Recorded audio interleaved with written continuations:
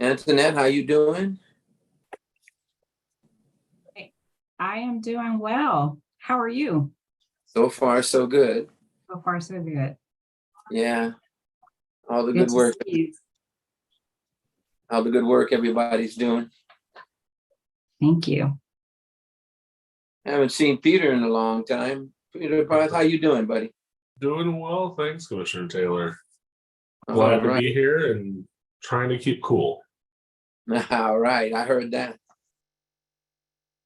Tara, tell me everything Help Me Grow is going good, please. You're on mute. Hi there. I think that's what most Americans are saying now, or maybe everybody in every language in the world. You're muted.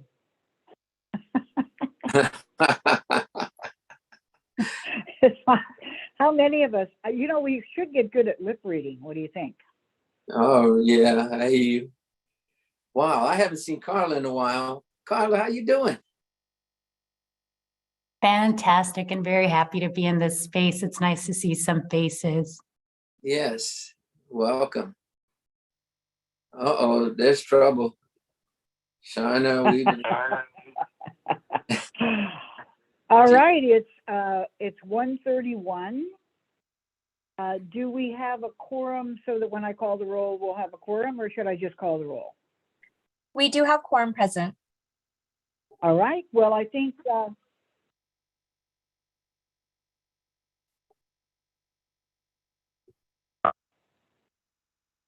okay, I just provided my consent to be recorded. All right, this meeting is called to order. And Linda, if you'd please call the roll. Judy Abdo, Here. Debbie Allen, Astrid Hager, Here. Yvette Martinez, Here. Maricela Ramirez, Here. Frank Ramos, Carol Sagala, Robert Byrd, Carla Pletez Howell, Here. Jacqueline McCroskey, Deanne Tilton, Here. and Sheila Keo. Here. Quorum is present. All right, thank you so much. I think we'll next ask you to read the ground rules for the meeting. So in terms of public comment and how to participate. Thank you so much, Madam Chair. Good afternoon, members of the board and public. I hope everyone has enjoyed the summer break. And before we do begin today's meeting, I will be going through some important information. As you're aware, under AB 361, members of the First Favela Board of Commissioners can still participate in this meeting via teleconference during declared emergencies through January 1st, 2024. And in the interest of maintaining appropriate social distancing, members of the public may observe this meeting telephonically or otherwise electronically as posted on our website and this agenda. And regarding public comments, there are two ways to submit public comments. The first is written public comments via email that must be sent in advance of the meeting, and those can be sent to lvo@firstfavela.org by 1:30 p.m. the day of the meeting in order for them to be read aloud during the meeting. And as a reminder, public comments emailed should indicate the item number the comment corresponds with. Any comment received after 1:30 p.m. will become a part of public records. Now, during the meeting, public members can also use the Q&A chat function to express an interest in speaking to an item. It is important that these requests to speak be submitted via the Q&A chat box before the item being commented on is presented. When submitting requests to speak, public members are asked to only provide his or her name and the item number the comment corresponds with. And all public comments received during the meeting via the Q&A chat will be addressed in the order they are received. And when public members do hear their names being called for public comments, they will be given the ability to speak during the meeting. And if we don't hear them begin their comment after their name being called twice, we will move on to the next public comment. Do keep in mind that 2 minutes are allotted for each public comment. And once the 2 minutes are up, we will move on to the next public comment as well. And before we begin this meeting, just a few reminders. To minimize background disruptions, please do make sure that your your computers and your phones are on mute until you do speak. And to minimize multiple people speaking at the same time and to ensure for coherent dialogue, board members can use the hand raise or chat box function to express an interest in speaking. And then I will coordinate with our commission chair on who will be speaking next for the board comments. Now, with the exception of adjournment, which will be called for by the chair, a formal roll call will be done for all action items, and a reminder to all board members to please take yourselves off mute prior to roll call. And finally, if there are any technical assistances required during the meeting, please contact me at 213-276-9389, and I will connect you with IT. And with that, I will hand this meeting back to our honorable chair. Thank you very much. The question remains whether after I'm out of office, I will still be honorable. So you can vote on that later in the meeting. That is item 1. Item 2, I want to ask Sarita Young, our counsel, to report out from 3 closed sessions that we have had since we last met. The Executive Committee closed session on July 19th, the Executive Committee closed session on August 26th, and the closed session that this board just had today, September 8th. So, council, are there any reportable actions from any of those closed sessions? Thank you, Chair. No, there was from both Executive Committee closed sessions and the board's closed session earlier today. There's no reportable action from any of those meetings. All right, good. Thank you so much for that. And let us move to the next item, which is consent. There are a few items on consent. Do any commissioners wish to remove anything from consent? Hearing none. Do we have any requests for public comment on any of the consent items? There are no public comments on the consent items. All right. May I have a motion then to approve the consent agenda? So moved. Is there a second? Yes, there's a second. All right, it's been moved and seconded to approve the consent agenda. Please call the roll. Judy Abdo, Yes. Deborah Allen, Astrid Hager, Yes. Yvette Martinez, Yes. Maricela Ramirez, Yes. Frank Ramos, Yes. Carol Segala, Romalis Taylor, Yes. and Sheila Keo. Yes. Motion is passed. All right, the consent agenda is adopted. The next item, remarks by the chair. Lisa Pinto, who staffs me for First Five and many other things, always suggests some ideas about what the chair's comments might be. And this time she was started out talking about Labor Day. And her suggestions got me to think, in addition, about the relationship between celebrating working people, and especially organized labor, but these days not only, and what we do at First Five may not at first glance seem all that related. But the thing that occurred to me is that it has to do, in my mind, with the trust of the people who are most experienced in the issues on which we deliberate and in which we try to provide service. So saying that working people should have a say, or at least some say, into their working conditions, into their treatment at work, and some of the, I hate to say, newer ideas about diversity and equity and inclusion, I think relates very well to what we have been doing in First Five in terms of empowering the very people who need us, the very people who receive our services, in asking them, what is it that we should do better, and engaging them in helping to design programs.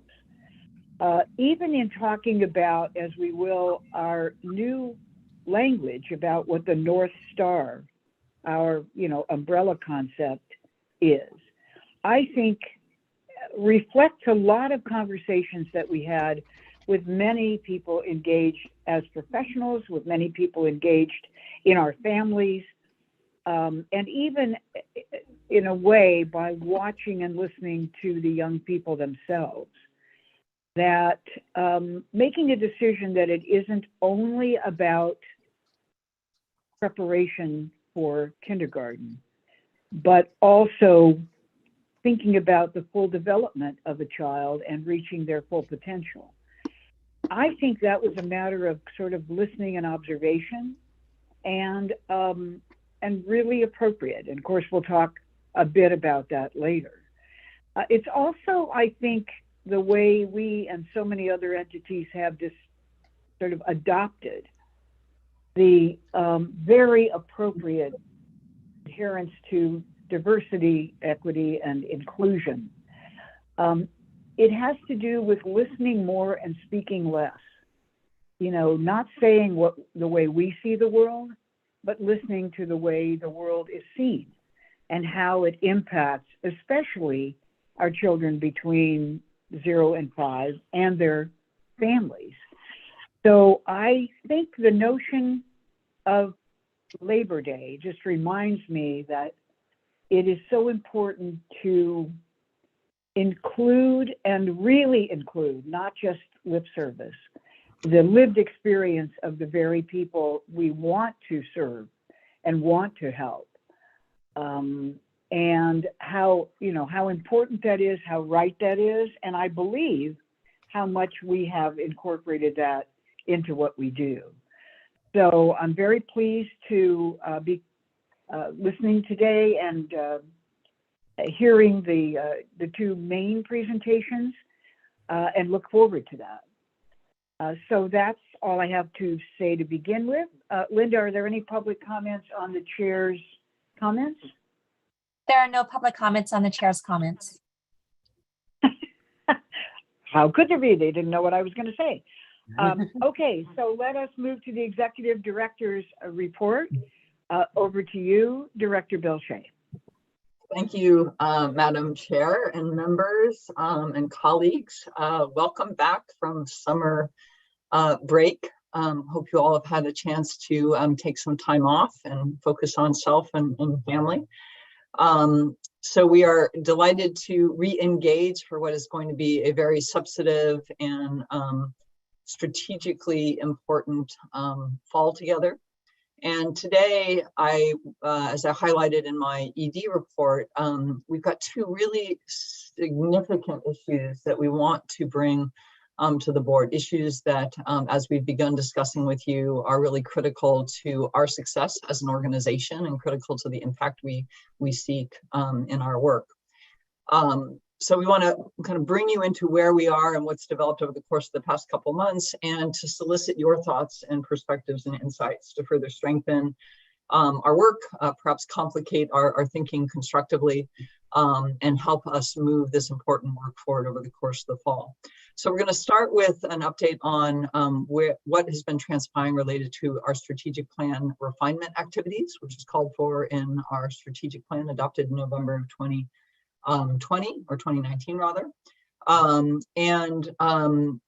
This again is our effort to explore within the organization, with partners, with the board, this overarching question of what are we going to hold, what are we holding ourselves accountable for?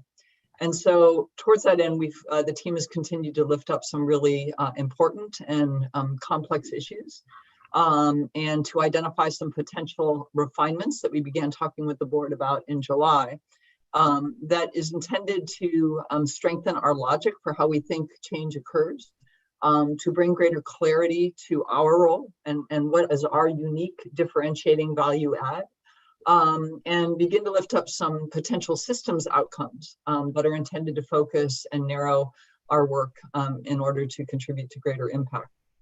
To be sure, as we talked about in July, The issues we're wrestling with are complex. They are challenging and they are consequential, both for us as an organization, as well as for the field and the outcomes we seek. Some of these issues are longstanding in nature within the field, within First 5 LA. Some of the issues are more emergent in the context of what we know has been and continues to be a very fluid and dynamic environment. But all of the issues that the team has been wrestling with and that we are sharing with the board have just huge implications for us in terms of our ability to meet our potential, realize our potential, and to support kids and families at a scale, we like to say, worthy of their full developmental potential per our refined North Star. I'm really proud of how the team's been showing up. Again, these are messy conversations, but the team is showing up with a lot of commitment, deep commitment to our mission, to that impact we seek, and grounded in our values. So we're going to update the board in terms of where we are, foreshadow some of the deeper dives we will be taking. Next up is at the PPC meeting in September, and we really want to encourage all board members to attend that meeting if at all possible. Next, we're going to talk with the board about some exciting milestones that were recently realized related to our diversity, equity, and inclusion work. We've talked with the board about the approach we've taken, which is a staff-led process that we've used the term the DEI Governance Board, an approach that has been underway over the course of the past roughly year. And their charge was really to develop a set of recommendations that reflect the commitment First 5 LA is going to make to diversity and equity and inclusion.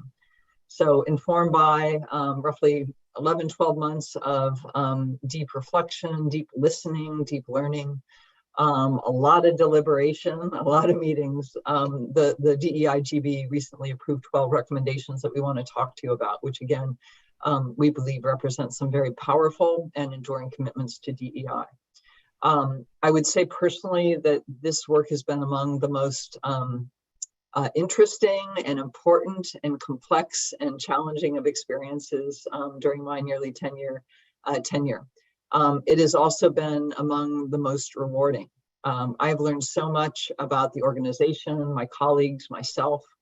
I have a much deeper appreciation for our organization's culture and deeper insights to both its extraordinary strengths, cultural strengths, as well as where we've got some work to do and where there's areas of needed attention improvement. It is lifted up and given insight to where we have some work ahead of us, and the board is a part of this work, to be sure, to advance our aspiration for a culture of belonging, healing, safety, learning, and trust. And I've learned, gotten some good insights to my role as a leader and the role that leaders play in terms of shaping and nurturing and supporting organizational culture. I think this process has also helped us better understand the essential relationship between our culture and values and our ability to realize the change we seek for children and kids. And we talked with the board as well, and I really want to emphasize this. We cannot separate the why of our work, the impact we seek, from who we are, how we show up, and how we work together within First 5 LA, with the board, and alongside our partners.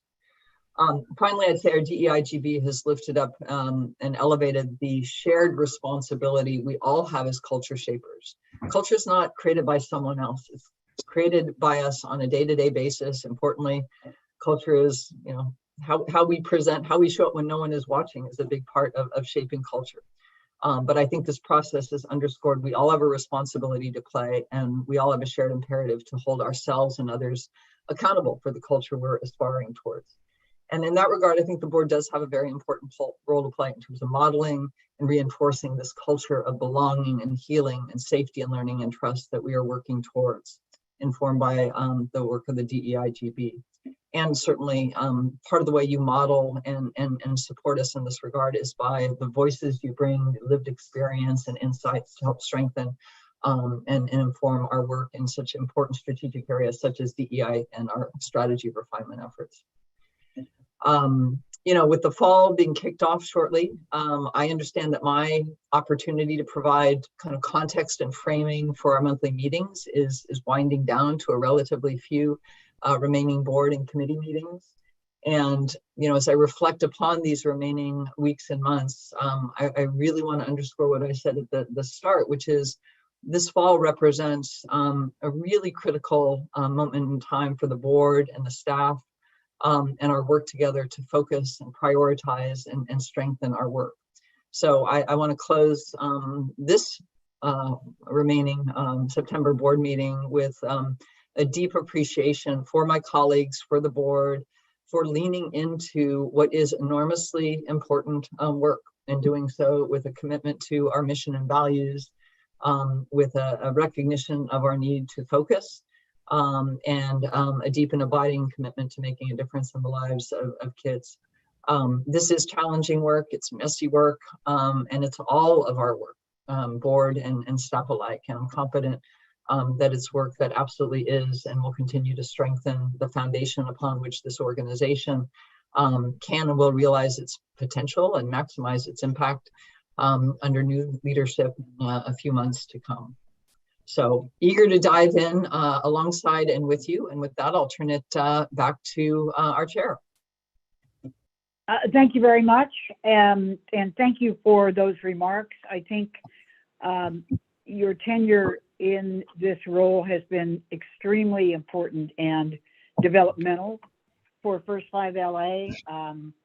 And although no one ever really remembers who did what after a while, it is a legacy, even if, they're not going to attach our names to it. But it's a very important legacy that you have begun and, are leaving to be built on. So thank you very much, Ken, for what you've done and for that report.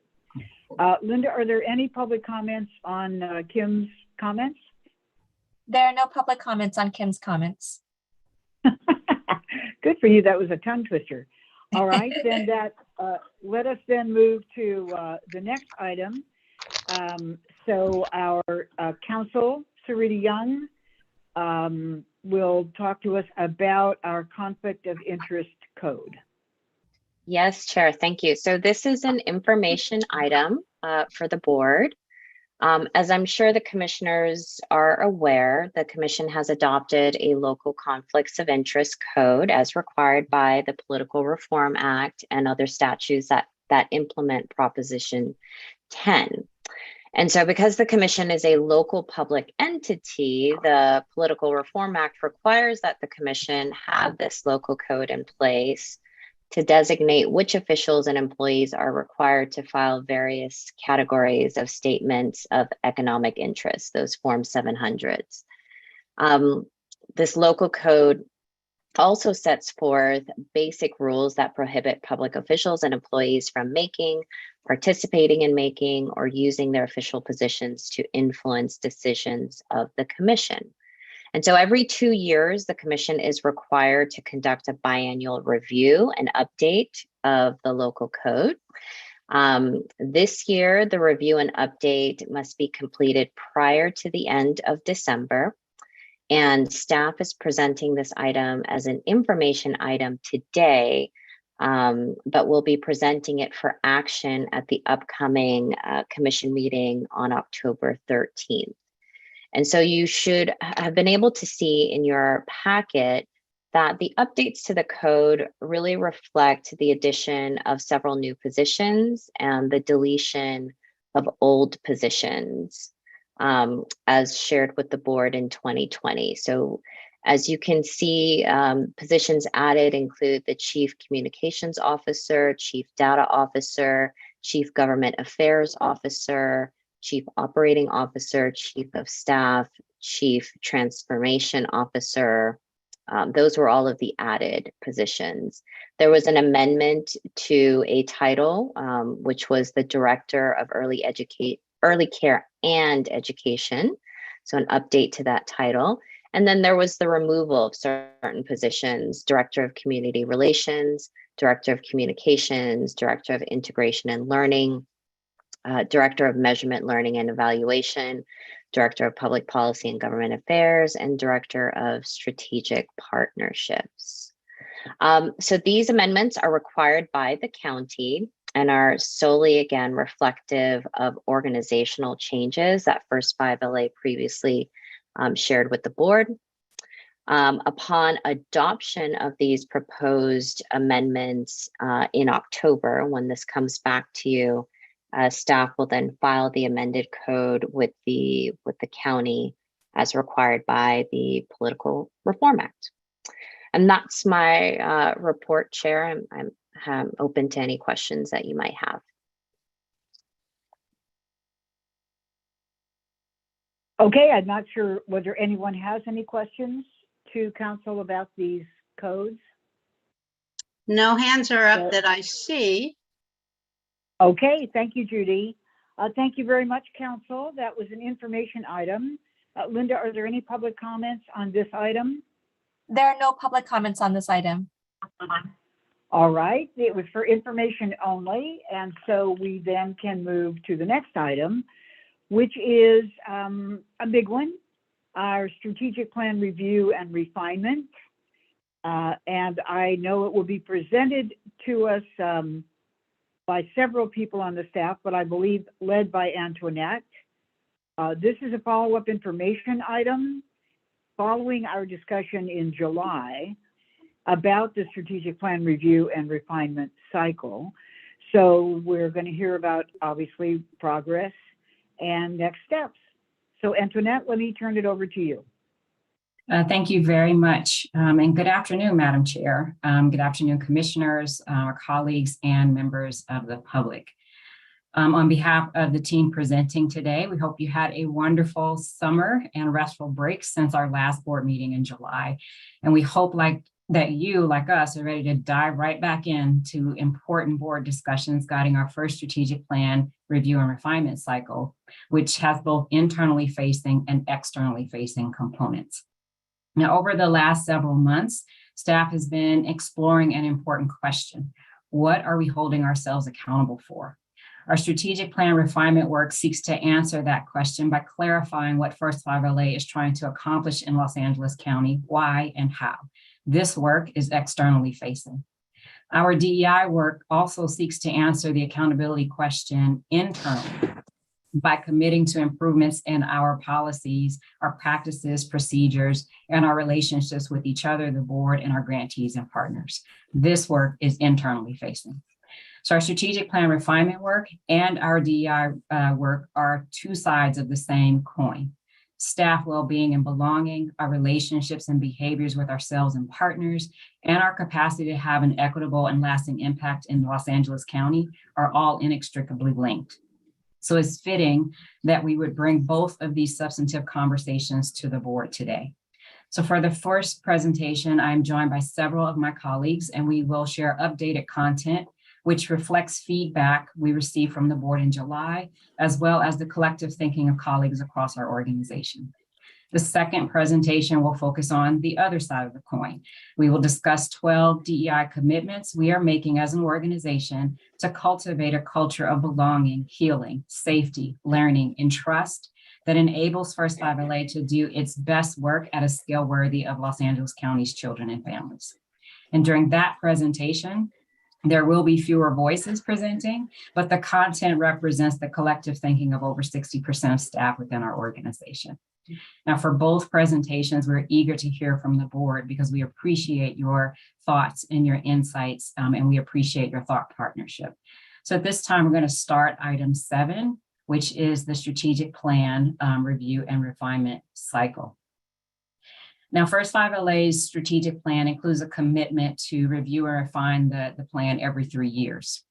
This fiscal year is the 3rd year of strategic plan implementation, and the July board meeting marked the official launch of our first 3-year review and refinement cycle.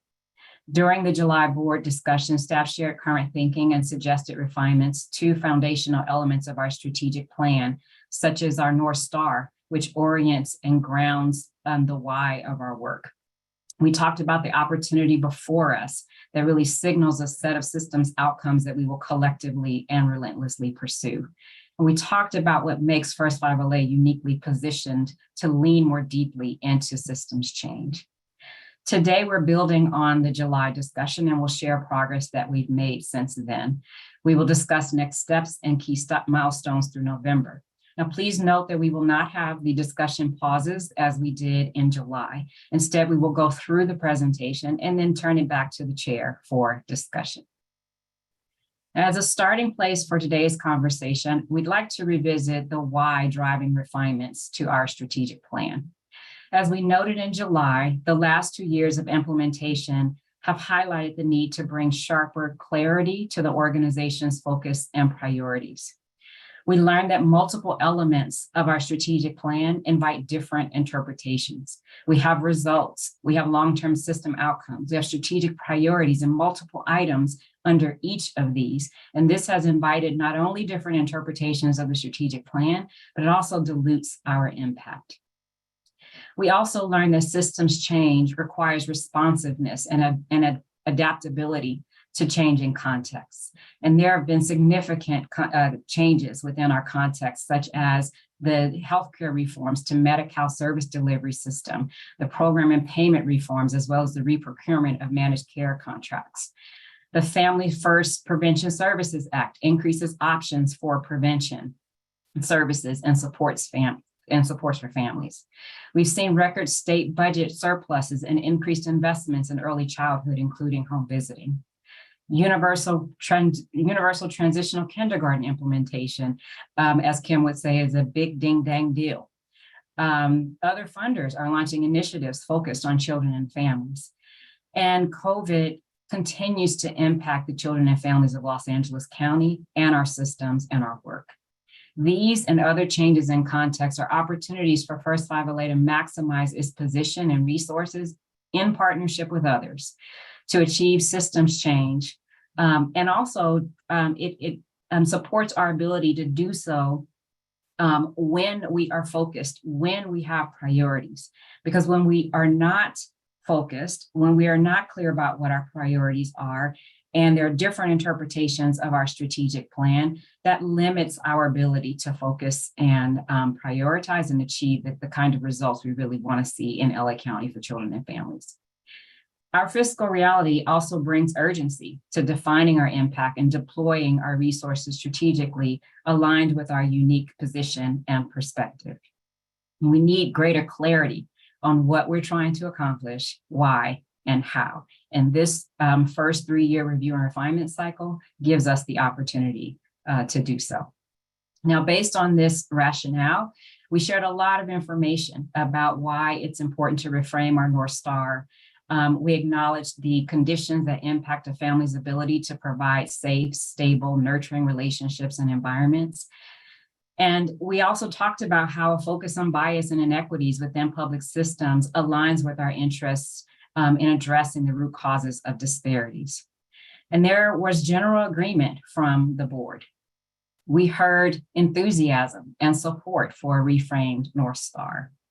Our appreciation for a focus on the social determinants of health in supporting families.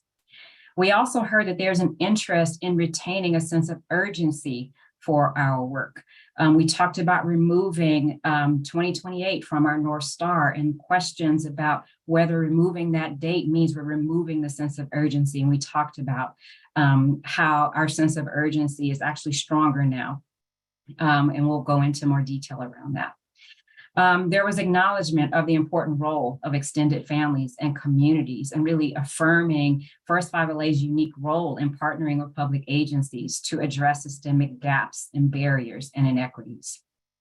We heard that there's an interest in clarifying outcomes and measures and how challenging this will be, but definitely work worth doing to track our progress and for us to be really clear about what success looks like.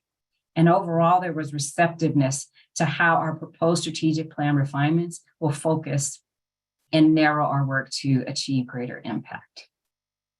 Now, since July, we have been having conversations internally to cultivate shared understanding.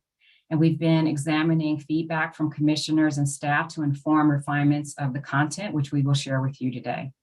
We've been reviewing county priorities and participating in efforts convened by the county, such as the county's anti-racism, diversity and inclusion initiative, racial equity strategic plan, prevention services task force, and the poverty alleviation initiative, just to name a few. We have also examined community priorities, such as those highlighted for the board during the January program and planning meeting. We've had some informal conversations with external partners to get initial reactions to suggested refinements, particularly around the North Star. We've been discussing the integration of our newly adopted DEI commitments into strategic plan implementation. And commissioners will hear about those commitments in the next presentation. We've been doing all of this as part of a learning process, conceptualizing and testing our language and our logic flow and our opportunity statement in the context of a whole child, whole family approach. And we're eager today to now share how all of this has informed our thinking and led to updated content. Now I'm going to pass it to Sharna Whitby, our Chief Government Affairs Officer, and she will begin by sharing updates to our reframed North Star. Sharna? Thank you, Antoinette. I'm so excited to be here today, and I am really excited about where we have been and where I think we are going. So I want to take a step back to a little bit to say, to catch up as we began our work to clarify what we're holding ourselves accountable to and narrowing our focus to the outcomes that we will relentlessly pursue. We started reviewing our North Star to focus on the problem that we are trying to solve, as the North Star reflects the why of our work. The North Star orients our work, and the North Star is what our work navigates towards. And it does not decide the what of our work. This whole child, whole family approach or framework that we are developing and discussing today in totality will decide and refine the what of our work. So our North Star currently reads, by 2028, all children in LA County will enter kindergarten ready to succeed in school and life. And as Antoinette pointed out from previous discussions, this North Star is time-bound and focused on school readiness, which can be read as a cohort of children. And it's incredibly broad and aspirational that misses the opportunity to clearly orient to what makes this a unique and special population and that magic window to promote resilience and protective factors at the earliest foundational experiences. So in July, we presented a proposed reframed North Star, directing our attention to support a child's full developmental potential throughout the critical prenatal to 5 years. And rather than looking at the end of the prenatal to 5 range that we are focused on, we think urgency is better fulfilled through the emphasis of the earlier years, with directly noting prenatal through 5 as this critical, unique period of child development. And that child development is a continuous process that never stops. And that also adheres to the key stages of predictable growth in early childhood. So this change prioritizes children at the earliest moments, and acknowledges the significance of pregnancy and the first few years of life to support child development. So many of the limitations of our current North Star that I just highlighted are themes this commission has shared in the past and wrestled with in the past conversations. And I was really glad to hear the conversation that we had in July to help us go a little bit farther. So in our discussion in the July Board of Commissioners meeting, we heard your interest in retaining a sense of urgency and reaffirming the focus to promote, support, and improve the early development of children. As we've continued our work in defining our opportunity and clarifying the outcomes that we will relentlessly pursue, we have made small refinements for your consideration and reactions to read. Every child in Los Angeles County will reach their full developmental potential throughout the critical years of prenatal to 5. This reframe grounds our work in child development and that continuous and cumulative process children experience and through the multiple interconnected domains of development.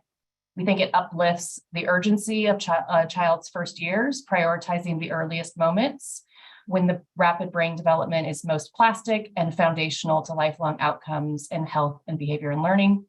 And we do think it's important to call out explicitly the critical window of development, but also that our charge is for Los Angeles' children and the caregivers and communities attached to them. So our North Star serves to orient our work and not determine the what of our work. As I noted earlier, it offers the why and our reason for being and clarifies our purpose. And now it's not to serve as a threshold or checkbox for what we decide to do. The North Star keeps us aimed toward the unique window of prenatal to 5 years, and it keeps us looking upstream as early as prevention as we can.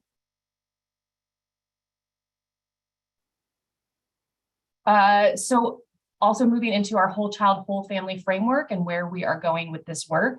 We know optimal child development involves a whole family wellness approach, and that includes systematic attention to the caregiver's well-being and needs, and must be an approach that fosters dignity, bonding, healing within the context of creating empowered communities.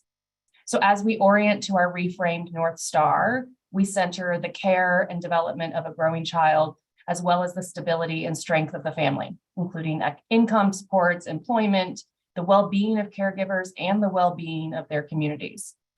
Children need safe, stable, nurturing relationships and environments from the earliest moments, and that families want what is best for their children, but are often limited by the conditions surrounding communities.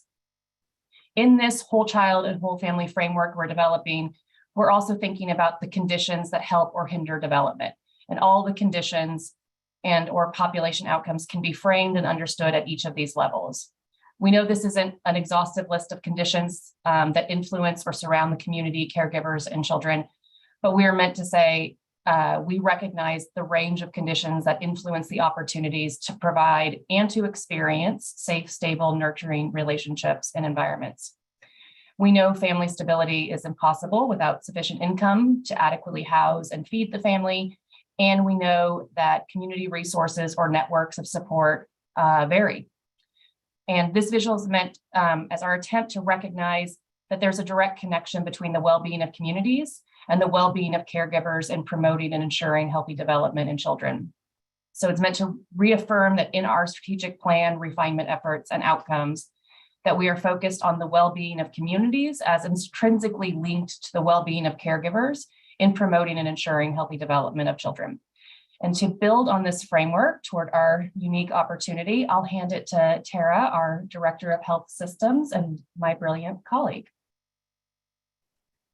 All right, well, thank you, Sharna. So moving on, this slide represents the information we presented back in July and includes multiple statements that reflect a progression between our North Star and our opportunity. Just a quick reminder of the content followed by the North Star. We elevate what children need, safe, stable, and nurturing relationships and environments. Sharna elevated that as well. And then what families need, supportive conditions to achieve full developmental potential. As Antoinette mentioned and then we call out public systems and their relationship to that, and close with our opportunity statement. As Antoinette mentioned in the introduction, the team has spent quite a bit of time working to further refine the language based on feedback both from the board and as well as First 5 LA staff. So on the next slide, we're going to walk you through those refinements. So beginning at the top with our reframed North Star that Sharna just walked you through, we did add language, every child in LA County, to ensure consistency with our current North Star and to call out our geographical boundaries. Also, we added the word critical to emphasize the importance of the prenatal to 5 period. For step 2, we added language that references prenatal to 5 to be consistent with our North Star. We also added language elevating the prenatal to 3 window of rapid development to reflect the urgency of this time frame within the child development process. For step 3, there are no changes. That stayed as is. For step 4, we added the beginning language given the scale and reach to clarify why the focus on public systems, and removed language that emphasized prenatal to 3 given it was added in step 2. And then finally, in step 5, we added our problem statement so that we are explicit on the problem to be solved, systemic bias and inequities within public systems. This aligns with our DEI recommendations, which also reference grounding our work in a problem statement. We are embracing a broad definition of systemic bias, which includes system inadequacies, such as the lack of focus of prenatal to 5. We also included language here that begins to reference the opportunity for First 5 LA. So speaking of, you likely noticed the opportunity statement isn't included here. My colleague Kim Hall is going to walk you through that in an upcoming slide. But in summary, these revisions, informed by board and staff input, clarify and strengthen what we've begun to refer to as the foundational elements of our refined strategic plan. And we expect will provide important direction for our work right around the corner, the public systems we will prioritize, and the development of our public system outcomes, which will ultimately narrow and focus our future work. I'll now pass it to Kim Hall, who will walk you through additional foundational elements that speak to First 5 LA's unique position and perspective. Thank you, Tara. So over the course of our conversation centered on refining the strategic plans, questions about our role, our contributions, our focus have come up consistently. Recognizing the importance of being clear about the assets we bring as First 5 LA, we created space to think through this, and I'm going to walk you through what came up for us in terms of the differentiating role of First 5 LA. So to be clear, we are now expanding our focus to build on what we want for children in LA County, the conditions that can support or undermine developmental potential, and our problem statement to now be explicit about how First 5 LA is uniquely positioned and brings a unique perspective to this issue. We've done this based on the assumption that clearly articulating our unique position and perspective will help us to focus strategically on the contribution that we can make to advancing the North Star. We've identified 4 qualities. First, we're an independent county public agency with a mandate, knowledge, and insight to promote, support, and improve the early development of children in LA County from the prenatal period to age 5. This really speaks to our charge to focus on early development in light of Prop 10, but it also highlights the knowledge, expertise, and insights that we've gained by doing so over the last 20 plus years. It also acknowledges that while we are a county public agency and therefore a part of the public system, we are independent, which gives us a degree of flexibility. Second, our governing board. It includes representatives of child and family serving public agencies, which gives us the knowledge and the direct connection to public agencies that enable us to work within as well as across public systems. This point really builds on the first by recognizing that not only are we a public agency and therefore a part of the public system, but having the heads of key child and family serving public agencies on our governing board allows us to gain insight about the priorities and efforts of those agencies that really sets us up for strategically partnering within and across public systems to advance mutual goals. Before transitioning to the next point, I do want to add the caveat that we recognize that public agencies are not the totality of public systems, although they do play a very important role. And we believe that the connections that we have through our governing board is an asset that we possess. The third thing that makes us unique is our history, relationships, and the learning from communities that really shapes our understanding of families' experiences and their priorities. This informs what we do and how we approach our work. This quality really speaks to our ability as well as our opportunity to work in partnership with families and community, to amplify family and community voice, and to connect families and the broader community to ongoing system change efforts. Finally, our commitment to prevention, equity, and systems change compels us to address the effects of systemic bias and inequities within public systems that impact the earliest moment of a child's life. This final point really speaks to a subset of the investment guidelines within our current strategic plan that are particularly applicable in light of the problem statement that Tara articulated a moment ago. So now I'd like to transition us to the opportunity that's in front of us. So Tara reminded us of the opportunity statement that was shared at the July board meeting. We've since refined that opportunity statement in order to make it more concrete and to make sure that we're connecting the dots between the refined North Star, the logic flow, the problem statement, and what makes First 5LA unique. We propose that the opportunity in front of us is to work within and across public systems to align, integrate, and prioritize supports that are responsive to families and communities, particularly during the prenatal to 3 window of rapid development, in order to eliminate disparities. The elements of our opportunity statement are intentional, so I want to take a moment to speak to each of them and their significance. First, working within and across public systems to align and integrate support. As you all well know, the vast majority of young children and families encounter and are supported by multiple systems. We cannot take a siloed approach. Second, supports need to be responsive to families and communities.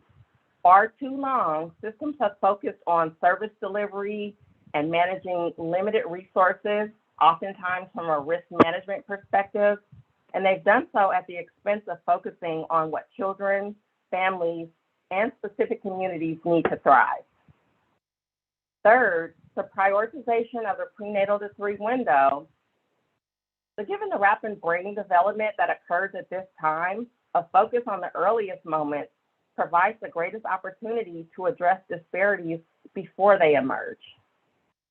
So with that, I'm now going to turn it over to Kaya to walk through the next steps.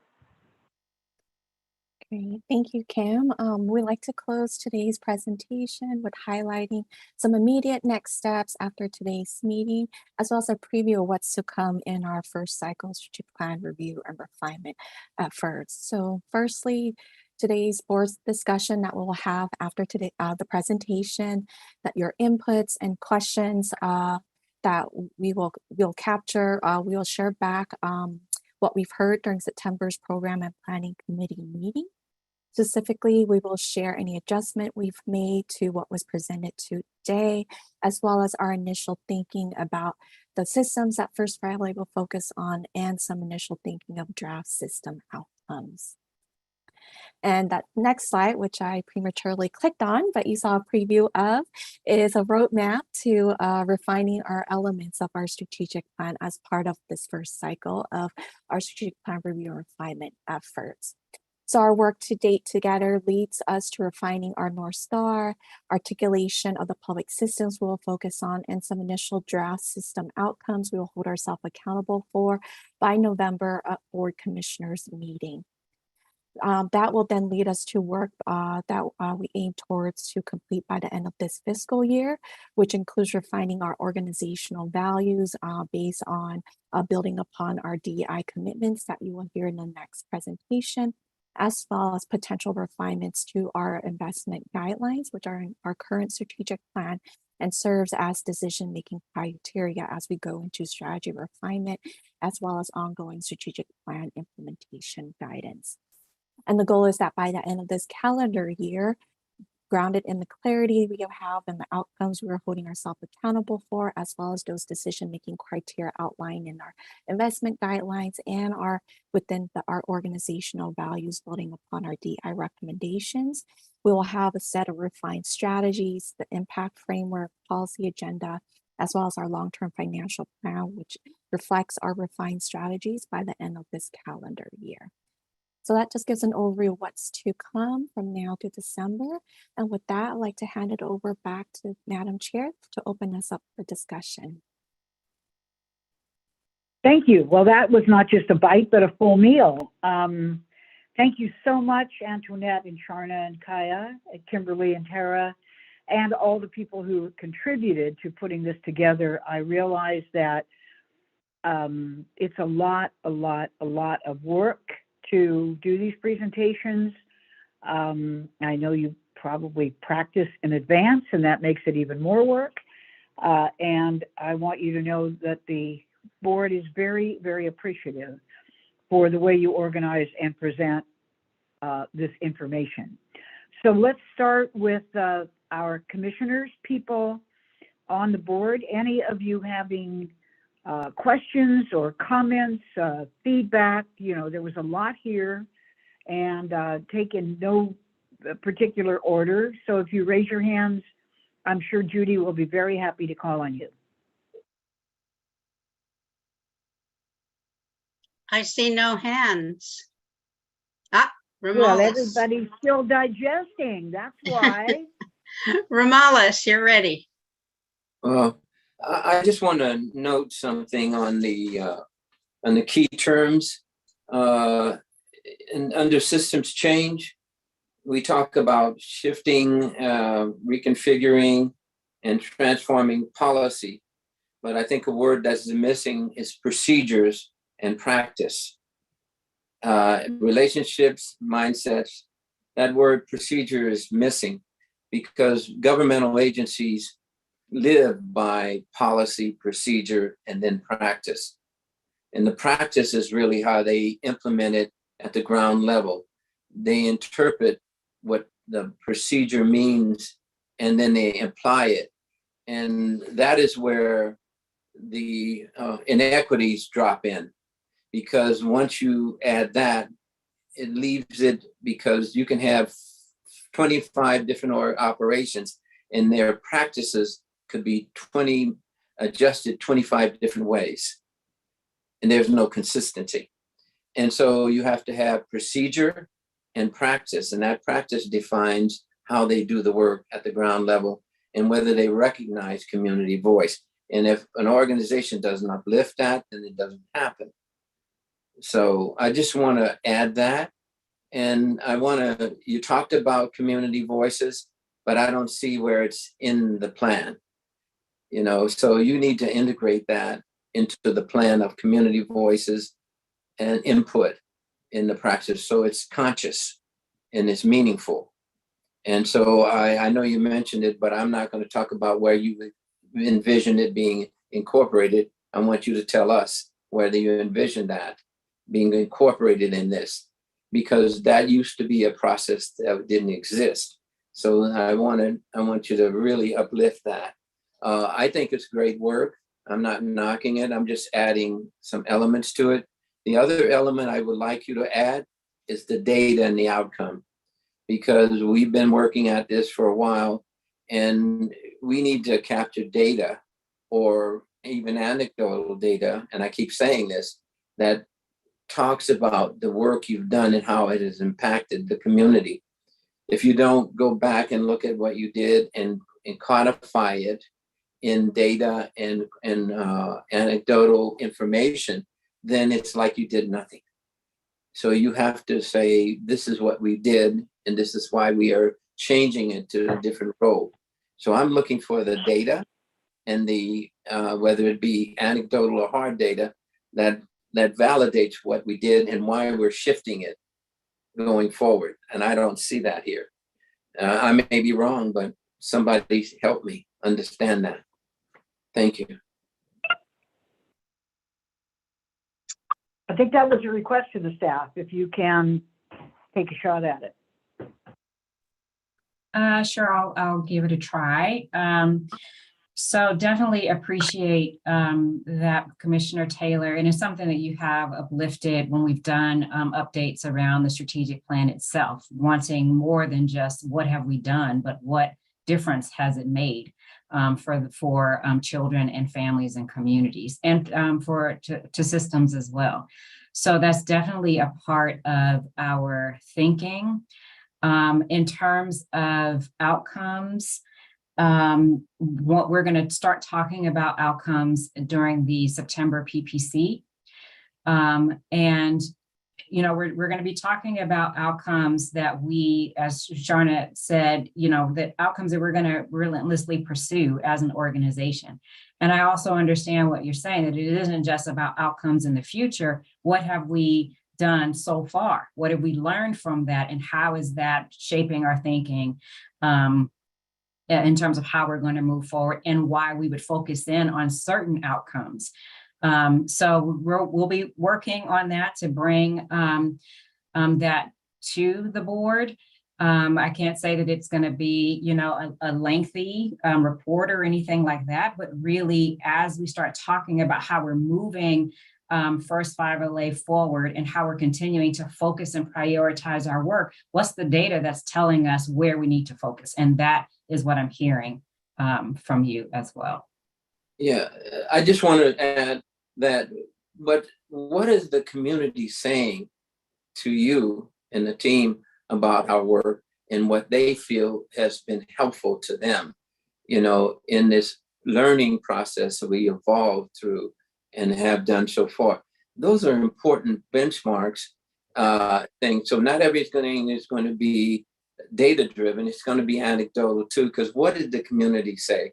And what is it they're thinking they want to see that makes a difference in their life? And just a thought. So system change, and you have to have that procedure, not only the policy, but procedure and practice. I just don't want to lose that. Okay. Yeah, absolutely. And what part of what we're going to be sharing starting at the September PPC in just a few weeks is what communities have uplifted as priorities, as well as sort of like we've been also paying attention to county priorities and where there's concurrence between the two of them, and how First 5 LA, given what Kim Paul shared in terms of our unique position and perspective, how we can actually contribute to those priorities, which are very similar in many ways. So we'll start to share some of that. We also have been reflecting on information that's been shared with the board beginning last year when we were doing a deep dive in a Best Start Learning series that was being shared with the board in last year. And then in January of this year, we also shared some priorities that have been uplifted by communities.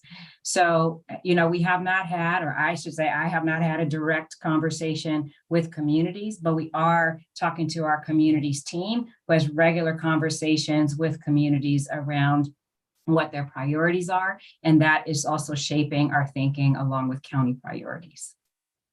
Okay, thank you. Yes, of course. Thank you. Judy, any other hands? Yes, we've got Deborah and then Carla. All right. Am I on? This is Debbie. Yes, you are. Yes. So first I want to say, I think this is spectacular. I think it was beautifully presented, but I also think what comes through really strongly are a deep commitment to families and their struggles in raising children. And also, I think, rising above a narrow focus on services to really talk about conditions in which people live, to which services, in which services definitely have an impact, but that it's really fundamentally the conditions we have to be concerned about. And the services are often remedial when we failed to create the conditions people need. So I was very excited hearing this. One thing I wanted to raise is I think that this question of, if you will, community versus, and I use the versus in quotes, county, I think is a tough one and a subtle one to work through. And I think it's very important that there's an emphasis here on people with lived experience. I really want to highlight that. It's not all community voices sing the same song, if you will, and thinking very hard about what, how do we identify, how do we hear what's an authentic voice, and how do we honor that? And, I work very closely with First 5. We work very closely together with many community organizations in very meaningful ways. So I don't mean to downgrade that, but just to say that we all, I think, have to get better at really reaching people who are affected by the conditions we're trying to create. I also think, though, that if from my perspective, slightly undersell the significance of government in saying that its significance is that it's big. I can't remember where in the presentation, it was early on, and it says that government operates at a scale. Tara's nodding, so I think you know what I mean.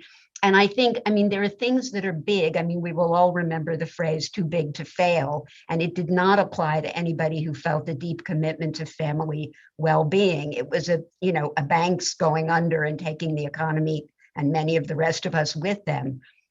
So it isn't simply the scale of government, but I think it's unique access to the people's money and its unique responsibility to reflect the people's values and how that money gets used. So, I mean, I think we're not just big, we're the voice of what, we're the voice of what gets elected, and that reflects the values of our society. And I'm trying to express a big idea in a very quick way, but I think there is something special about working for government and about honoring that responsibility. And I would highlight that here by saying more than just that it's, has a big impact. Again, because so many other things, not so many other things, but some Google does, Facebook does, and they're not driven by the same values. But overall, I thought that was terrific and appreciated greatly. Thank you. Who's next? Carla, and then Astrid.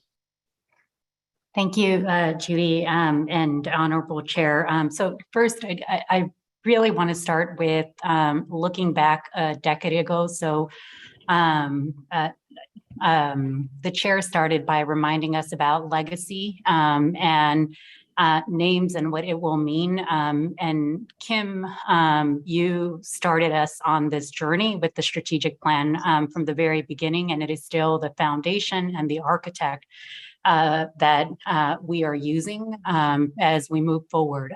It is a really, really solid foundation, and it is beautiful to see how we're building on what was developed and where we could go. So it's just lots of gratitude, Kim, again, for your leadership and everything that you've done to get us here and set this up. Two questions, but first in regards to the comment on the North Star, really, really helpful to hear that the North Star will not have a date associated with it anymore. This is just our vision, what we're driving, and I think that's really helpful. The two sort of questions are, one, Kim, when you present, and this is Kim Nall, when you presented, there was a part that said 0 to 3, and just wanted to put a fine point on that to inquire. That's a big shift. We've talked about 4-year-olds, so I'd love to unpack that and be clear about, yes, that's a systemic recommendation that we are saying will be a different shift. So a question on that. And then echoing what Commissioner Allen and Taylor are saying, we have always made it a big deal to engage communities to inform whatever shift we're going to be making. So the timeline of the plan and the phases, where does that community plan engagement get developed? When does it get presented?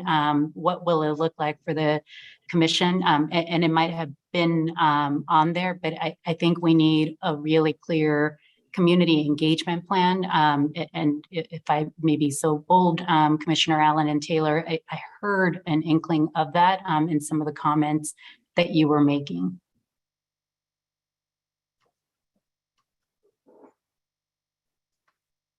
Okay, Astrid. I appreciate that, Carla. I guess I'm a very simple question, and we talk a lot about communities, and maybe I need to have that redefined for me, because I'm becoming increasingly concerned about a community that hasn't identified themselves as a community, that really don't know how to access the resources that all of us are advocating as being so important, and are in fact falling through the cracks. And certainly a population that I serve and parents that come out of that particular population, and isolated mothers, single mothers, are not, many of them are not in a community, whatever that definition is, but I think they are a community in and of themselves, of those who can't or don't know how to access childcare, let's just look at childcare or daycare, and don't know and are left out of the service delivery mode. And I'd like us to think about how do we tap into that group and deliver and create a community of those who have been left out up to this point.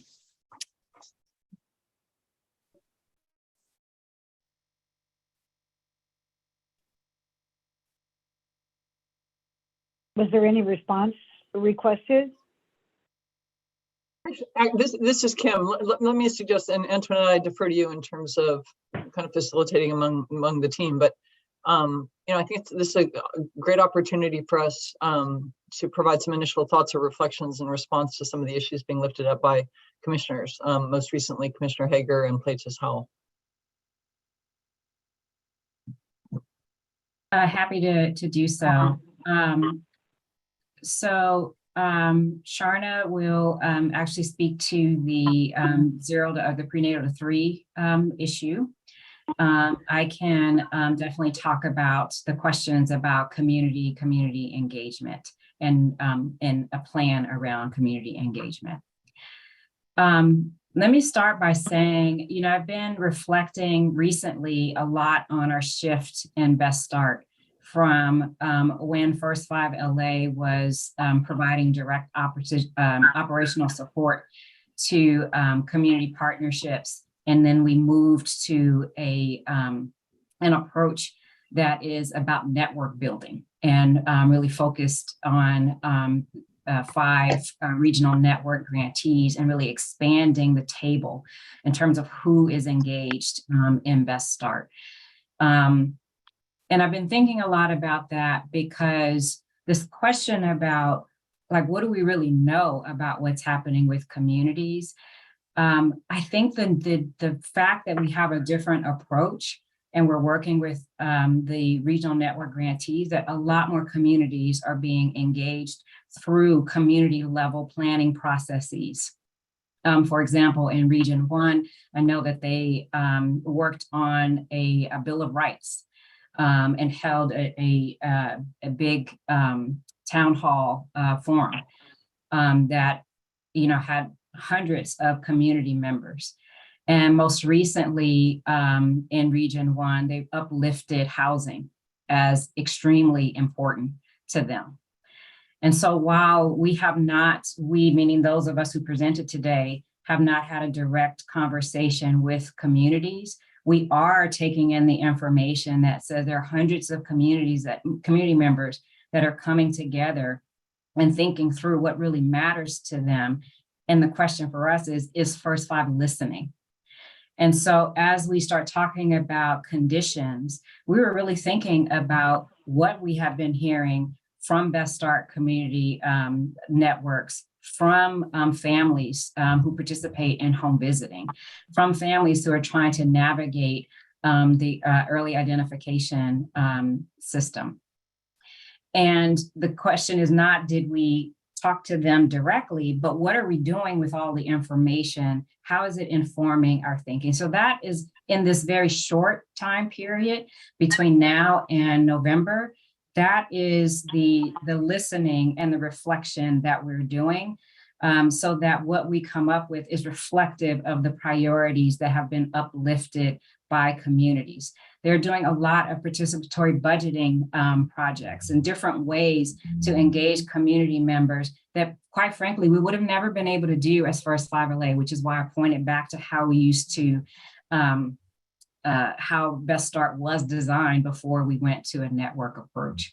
Now, that's an insufficient answer for how we're moving forward. And this question about how are we going to engage communities upcoming is a question that we're holding. And one of the things that have come up through our DEI work, our DEI work is not just about a culture internally to First 5, it's also about the relationships that we have with our external partners, with communities, with our grantees.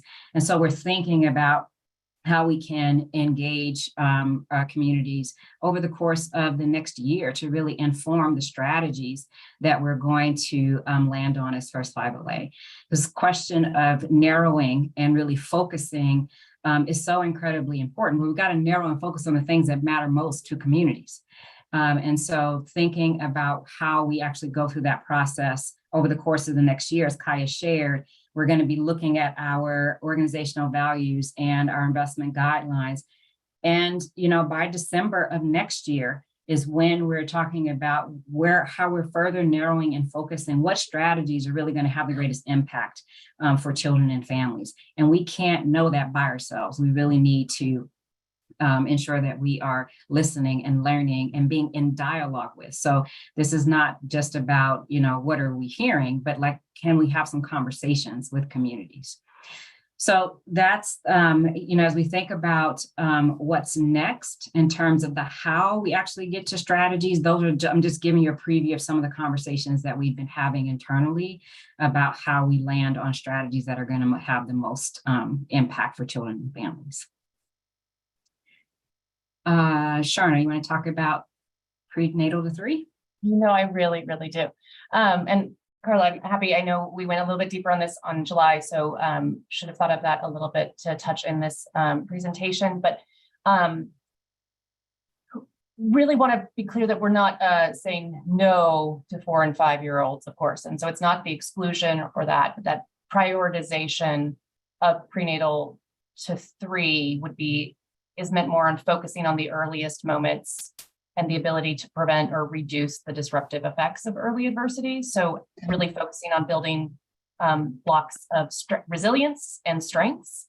So we see the whole of prenatal to 5, but recognize that the earliest moments before synapse pruning, so the most plastic moments to build that resilience and strengthen supports, not that we wouldn't do 4 to 5, but knowing that development is cumulative, so it's not even across prenatal to 5 in terms of influence.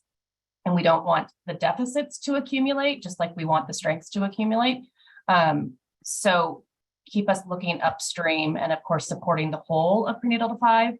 Also recognizing for families, not just the child, and for communities, that we want to make sure they have access to support they need when they need it, and acknowledging the cumulative burden and barriers and reducing the need for intervention. So it's not to say no, but to say in the whole, if we could move as far upstream to support with less need for intervention, that's where we would want to orient.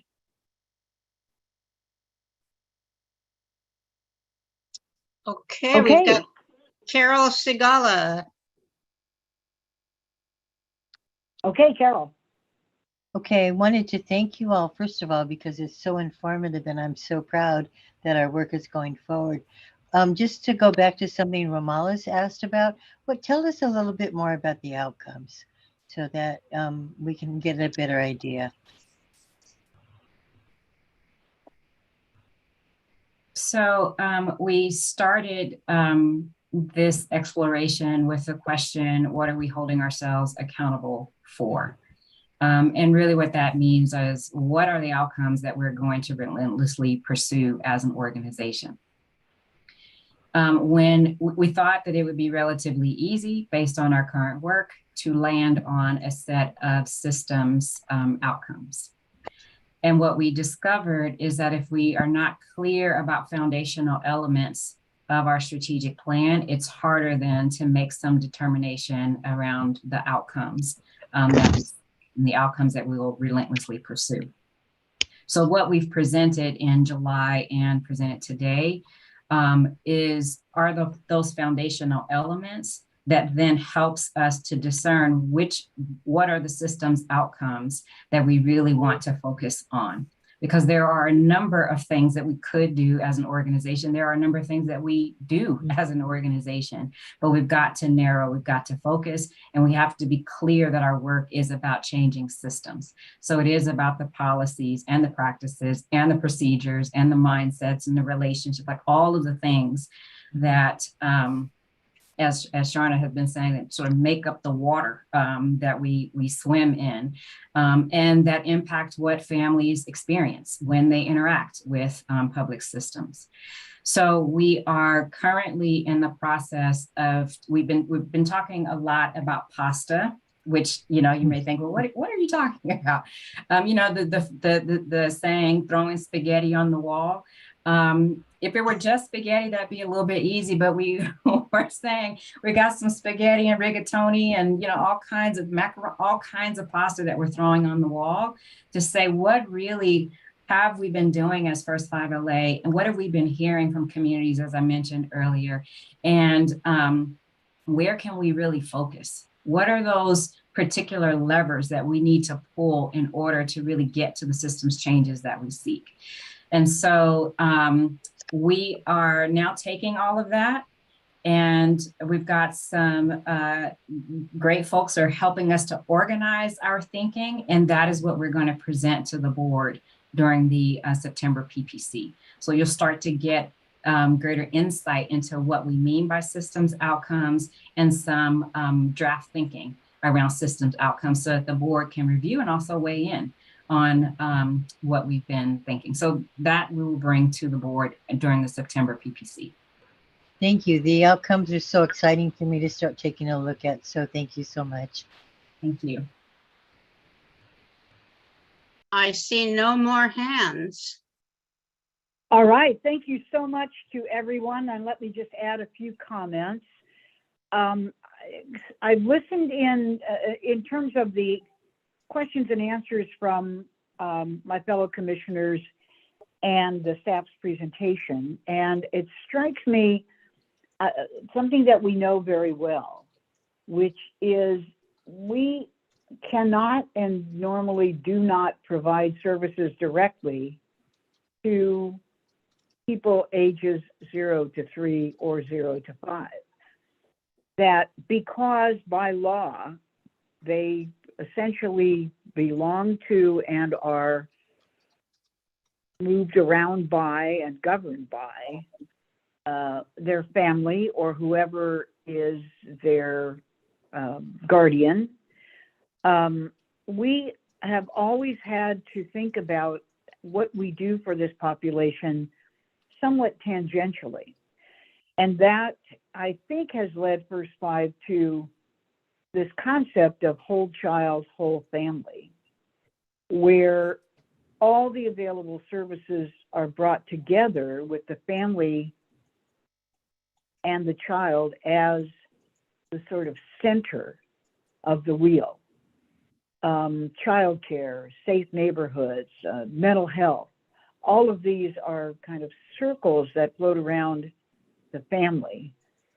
And the other aspect that I've always found difficult is when we talk about systems change, the two troubling words there are system and change. Indeed, the only words. What system are we talking about? Because there are so many and they're often so siloed. We've been working even before, but since I've been in the county, to sort of de-silo our systems. We tried to bring our 3 health departments together into an agency, and it really didn't work. So we try to create, good communication and ask them to co-locate or, do what they can to work together. Same with DCFS and others represented on this board. But when we go out into the community and have the education system, the preschool system, all of these systems, the health system with specialists for this particular age group, it becomes very difficult. And I think the solution for us is really what we're doing, which is intentionality. What do we want to change in what system? And that, I think, is where my commissioners have emphasized understanding where change is needed. Has a lot to do with people who don't really know how to make the change, but are clear that what is happening to them is not working for them. And we try a little at a time those things that we have charge over and other things that we can only influence. And I think that is really what we're doing. So we want to make sure that this notion of whole child, which is our, in a way, our new North Star, and whole family, which is honestly the only way this is going to happen for our children, is integrated into the services and the work, you know, early childhood education, everything with which we deal, the health systems, the prenatal health systems. So I think we've taken on a great deal. And I like this in the intentionality of looking at this through a strategic plan vision. So I want to thank you very much for the work and the presentation, for the vision, and look forward to exploring this at the PPC meeting, talking more about, you know, specifics and again, intentionality.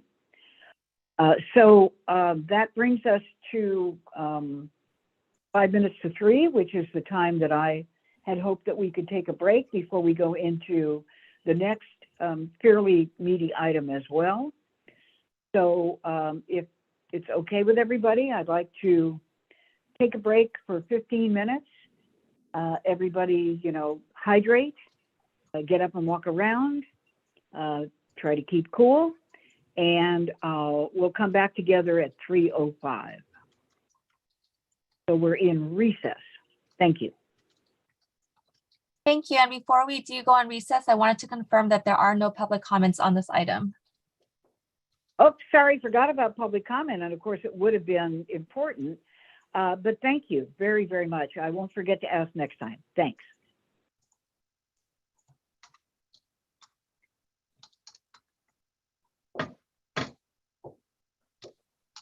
When are we returning back?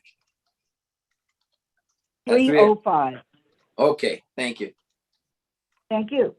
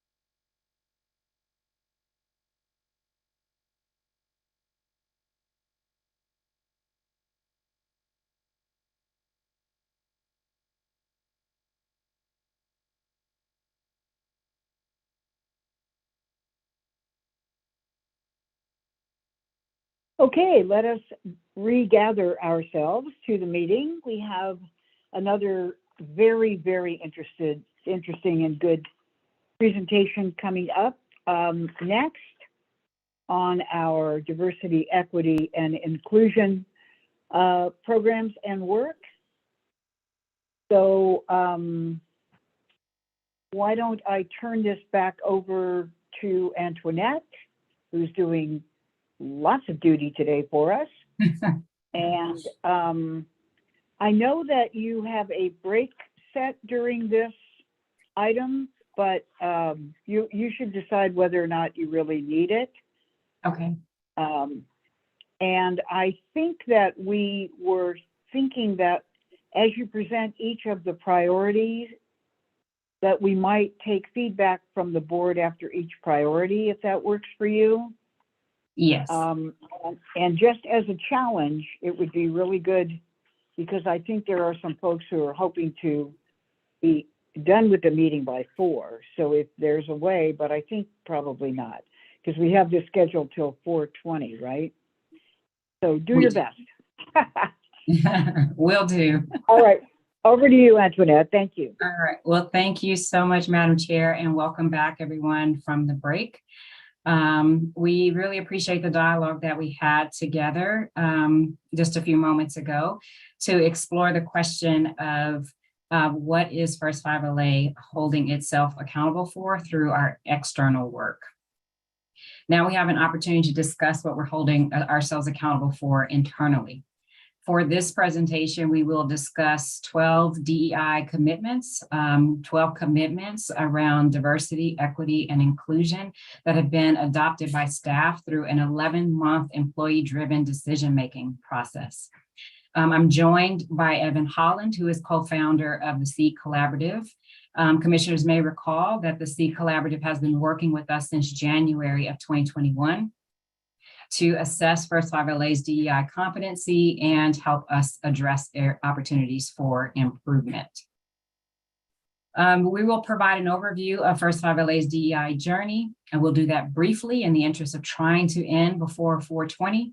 We will discuss DEI priorities, data, and the adopted commitments that support these priorities. We will share what we've learned, including some aha moments that have shaped our thinking. And we'll discuss next steps. Now, in the appendix of this presentation, commissioners can find information as far back as March of 2021, which was the first time the board had an opportunity to weigh in on our DEI work. You'll find the data from SEED's due diligence process shared with the board in October of 2021, as well as data from the board survey in April of this year. Though we are not covering all the information contained in the appendix, we acknowledge that there are still lots of words and information being presented to the board today. But we really wanted to honor what so many staff across our organization worked collectively to develop. And we also wanted to connect the dots between work that has been done at both the staff and board level since March of 2021. So to help commissioners digest the information, we have included 3 discussion sections and an additional break, but we will adjust as needed. So as you said, Madam Chair, if we find that we don't need a break, we will not take one in the interest of ending early. And if we, because there's so much information, if we're starting to sense some fatigue, then we will take a break. Okay. So with that, I'll dive right in. So today marks an important milestone. First 5LA is sharing publicly the commitments that we are making to live our DEI value by the way in which we conduct ourselves internally and externally. But this is not the beginning of our DEI journey. As you can see from this roadmap, the seeds of our DEI journey were planted in 2016. When a group of staff started to explore how DEI can inform our external work. And those seeds began to grow over the course of the subsequent years, with a pivotal moment being the adoption of our DEI organizational value and equity investment guideline in our 2020-2028 strategic plan approved by the board in 2019. With that direction and support from our board, our DEI work moved from an ad hoc group to an organization-wide intention to embody DEI internally and with our grantees and partners. And we also acknowledged that we needed help. And so in 2021, First 5 LA hired the SEED Collaborative to support the next phase of our DEI journey. SEED conducted focus groups and interviews. They reviewed documents, they conducted best practice research, and they facilitated an employee-driven DEI governance board engaging over 60 staff from various teams and levels across our organization who worked together to develop internally focused DEI recommendations. As you can imagine, an inclusive process with over 60 individuals takes time. So for 11 months, staff reviewed data, reflected on staff, grantee, and partner experiences, developed recommendations that really help First 5 LA to live all of its organizational values, and that's DEI, learning, integrity, and collaboration. So these recommendations, which we're now calling commitments, really reflect our desire to live all of our organizational values as we advance our DEI journey. So on August the 24th, just a few weeks ago, the DEI Governance Board adopted 12 recommendations, which, as I said a moment ago, we now call our DEI commitments. These commitments really affirm the interconnectedness between what work we do and how we do that work. The recommendations build upon incremental shifts in our organizational culture that were already taking place, while also acknowledging that this work is a long-term proposition. These commitments reflect our desire, staff across our organization, our desire to facilitate meaningful progress towards a culture of belonging, healing, safety, learning, and trust. And these commitments require improvements to our policies, to our procedures, and to our practices. With these commitments, which Evan will walk through in just a moment, First 5 LA has an opportunity to amplify DEI through 3 priority areas. The first priority is our strategic direction and our values. We want to ensure that there is consistency between our strategic plan, our values, our culture, and our organizational identity. And the previous conversation that we had was really reflective of the strategic direction and the values that are really driving the refinements to our strategic plan. The second priority is around our culture and internal relationships and experiences. What we want is for the relationships in our organization to be strengthened, to increase trust, to promote collective ownership of our work and our organizational culture. And this also, as I said a moment ago, means that we're going to be addressing internal policies, practices, norms, behaviors, and mindsets. And yes, Commissioner Taylor, procedures and as well, that are barriers to the culture change that we seek. Our third priority is interpersonal and institutional relationships with grantees and partners. We know that we cannot do this work alone. And we know that we are not, that our interests for children and families are shared interests with so many partners, with so many community members who want the same things. And we want to maximize our impact through stronger relationships with them. And we want to also have more equitable grant making and contracting processes. And these are just a few of the things that we want to do in order to strengthen our interpersonal and institutional relationships with grantees and partners. Now, at this time, Evan was now going to discuss the first DEI priority area, and then we will pause for the first board discussion. Evan? Thank you, Antoinette. It is a pleasure to be here with the commission today to discuss this very exciting milestone in First 5 Los Angeles's diversity, equity, and inclusion journey. So the 12 DEI commitments organized in the 3 priorities that Antoinette just outlined respond to data that SEED shared with the board last October and connect to feedback received from the commission at various touch points along the way, including the DEI board survey. So 2 orienting comments just to reiterate some and support what Antoinette just shared. So 1, the slides that follow outline data highlights and feedback received from the board that align with the commitments in each DEI priority area, again, that came out of that staff-led process. I'll pause for questions to Antoinette's point and for discussion after each priority area. There's a lot here. I won't read and go through every single detail, but as Antoinette said, I want to reiterate, happy to answer any questions and engage in any discussion about anything that we talk about, anything in the presentation and in the appendix. So here on this slide are data highlights for DEI commitments in priority area 1, again, about strategic plan and values.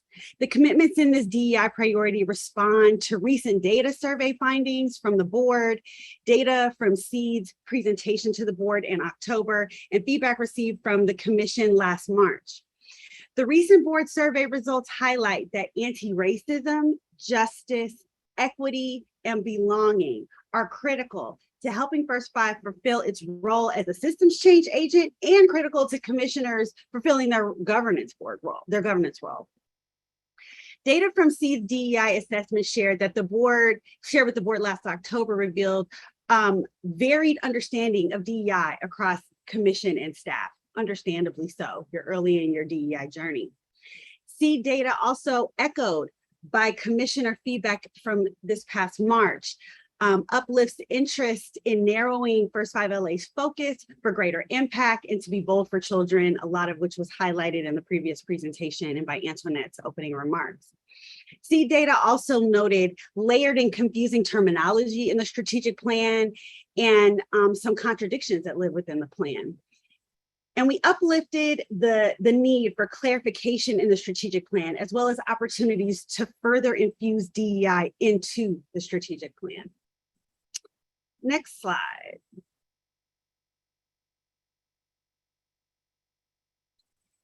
Commitments in DEI priority area 1 here that are outlined here. Let's go ahead and bring them all up, Antoinette. Respond to data highlights that I just shared. The first commitment is to streamline the strategic plan and use streamlining process to deepen alignment among staff and commission for shared organizational culture and identity. And it seeks to hold ourselves collectively accountable for living our values and achieving these outcomes. Commitment 2 ensures that systems change aimed funding opportunities are grounded in explicit problem statements and informed by root cause analysis. And commitment 3 of this DEI priority is to work in partnership with partners and to work in partnership with individuals and organizations to ensure those with lived experience and expertise, as was discussed before by the commission and in the previous presentation, are informed by root cause analysis and support the development of credible and viable strategies. So all 3 of these commitments respond to the previous data and are the commitments for priority area 1. So I want to pause there to see if there are any questions or reflections that commissioners would like to uplift before we move on to discussing priority area 2 and 3. Right, we see this divided, though it's all interrelated and we really understand that. The first is something we began discussing in the previous item. How are these values incorporated in our strategic direction? And how do we exemplify these values? As we move into the second, we're going to talk about our internal work with each other. And then in the third, our interpersonal institutional relationships with others with whom we work outside of the building. But just thinking about strategic direction and what essentially has been said, any comments from any of the commissioners about DEI and our strategic direction and values? Romales. Yeah, I appreciate the work that the staff has done, but I've yet to see the report or the assessment done by SEED. So when are we going to see that? So we can look at how that lays out against what we're being proposed as a strategy. to achieve DEI in this goal. The second thing is, what does the 60 staff look like culturally speaking? So we can get an understanding of what they brought to the table when this was being put together. I don't remember being presented with that breakdown. If it is, please share that with me. But most important of all, what really blows my mind and what I think is really good is that we have to identify outcomes that we're going to try to achieve and how it relates to our strategic strategy and goal, and how these three commitments cross into that as it relates to our strategic plan. Can somebody share that with me? So to your first question, Evan and I are working on a report that we're hoping to provide to commissioners during the October board meeting.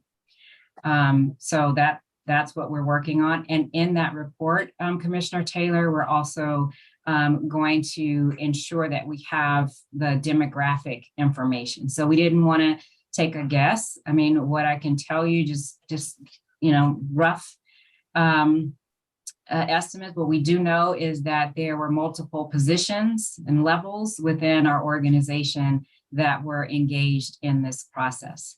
But we want to provide that demographic data, and we will be doing that as a part of the report that we share in October. What's important is that the staff from their different cultures and what they brought to the table will add importance to how we perceive what this really means. So And that's why I want to know that, because I know you're trying to honor it, but the idea is we need to know that that dynamic is there. And if it is not there, then we need to make sure that we make another step to get it, if anything is missing within the staff. Okay. So the other thing absolutely. Go ahead. But absolutely. And I would say that, and the other thing is, it was about 60% of our organization as well that was involved. So I know I said 60 staff, but that's also about 60% of our organization. So we will provide that information as a part of the report.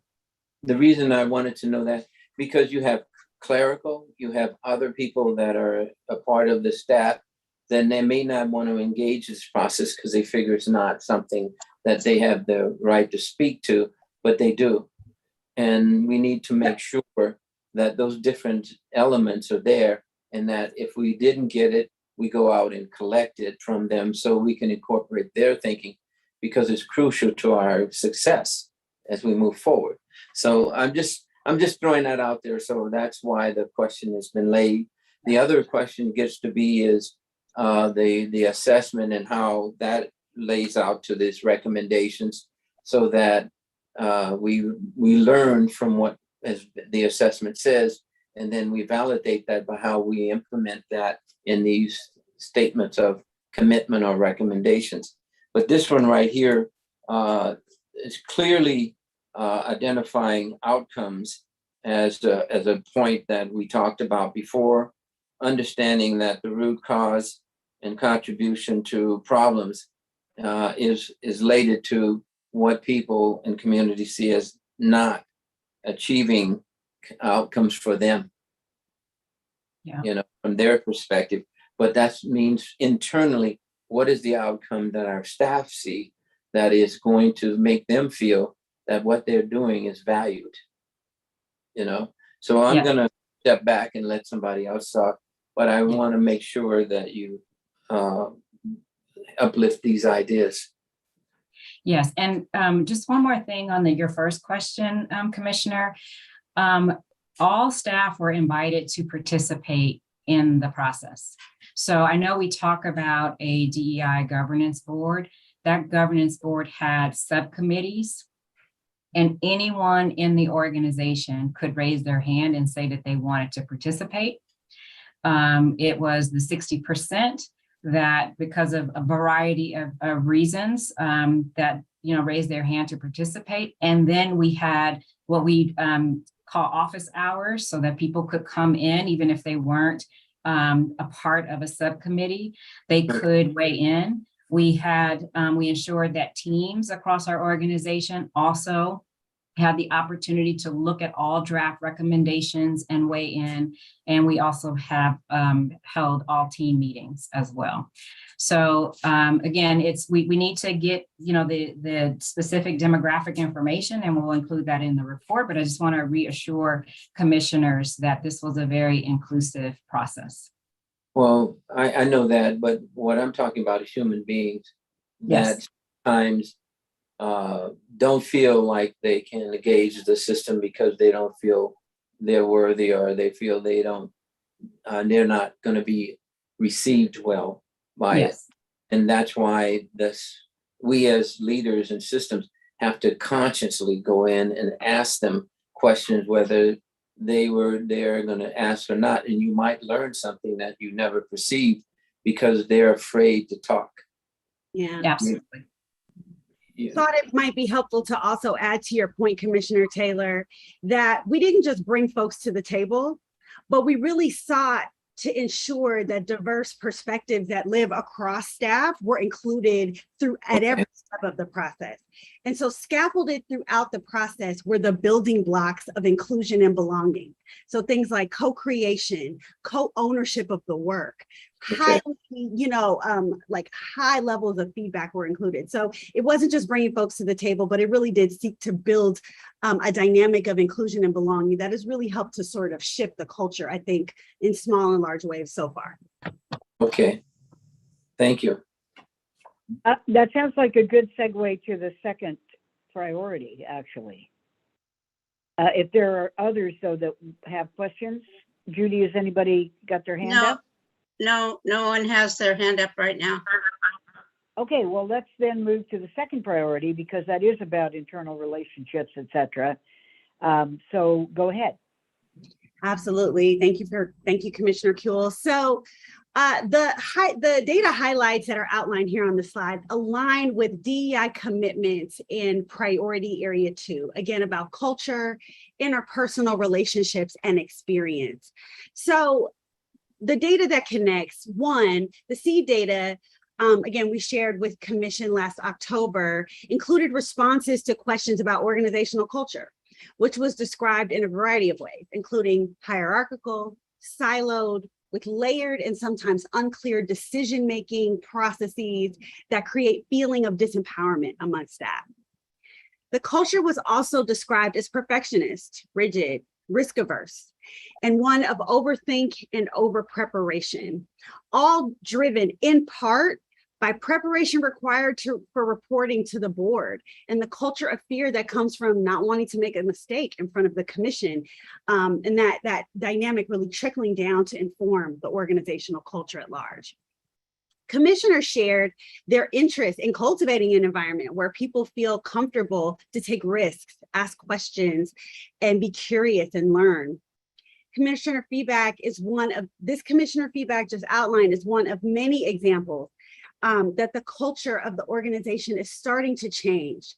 There were glimmers of this when we reported the data last October, and throughout this process, more and more, we've seen glimmer after glimmer of intentional culture change that's coming up every day. The commitments in the DEI priority seek to advance this culture change. Next slide. So in addition, 2 additional data sort of highlights that align with the commitments in DEI priority area 2. One, the need for DEI aligned updates to human resource policies, procedures, practices for greater integration of organizational values, and in particular, the DEI value. And the need for staff supports like coaching and training so that staff better understand DEI and are prepared to implement the 12 commitments related to DEI. Commitments in this priority area 2 respond to all of these findings that I just shared. And so, yeah, let's talk about commitment 4 through 9 now. The first commitment in this priority area puts forth that First 5 LA must dedicate resources to support the organization in more fully living its values and to nurture an organizational culture of belonging, healing, safety, learning, and trust. You may remember from the training with John Powell earlier this year that belonging, that belonging is about inclusion plus meaningful participation. Staff-led process outlined by Antoinette earlier and that we've been discussing, also that Kim brought up in her executive director's report, was one of this culture sort of commitment is one of the big ahas, the big agreements that came out of this staff-led process. And these are all sort of antidotes. These are cultural antidotes to the culture of perfectionism, rigidity, and hierarchy outlined in the data highlights in the previous slides. Commitment 5 undergirds Commitment 4 by seeking to formalize a practice of shared leadership through staff, among staff, that makes sense and support the advancement of belonging through inclusivity, power sharing, and co-ownership of work and culture. This commitment really leverages the diverse perspectives throughout First 5 LA staff and seeks to reach beyond inclusion to meaningful participation through shared leadership. And the 6th commitment in this priority area invites staff to develop a decision-making approach to address decision-making challenges outlined in the data highlights in the previous slides. And this commitment also supports the sort of culture change pieces of belonging and trust specifically articulated in Commitment 4. Next slide. So commitments 7, 8, and 9, again, in DEI priority area 2 are outlined here. Commitment 7 seeks to develop a staff leadership philosophy with expectations, behaviors, and accountability metrics to advance a culture of belonging, healing, safety, learning, and trust. This commitment also undergirds culture change more generally across the organization. Commitment 8 speaks to the data findings regarding the need to update human resources, policies, procedures, and practices and processes to support the healing, safety, and learning parts of culture change outlined in Commitment 2. And Commitment 9 seeks to formalize policies and practices that bolster harm prevention within the organization, undergirding the safety, healing, and learning portions of the culture change outlined in Commitment 2. Next slide. So went through that pretty fast, but excited and happy to answer any questions as it relates to the commitments in priority area 2. Okay, do we see any hands or anyone wanting to share some thoughts about the culture within really our staff, internal relationships and experiences, and what's been presented? Carla.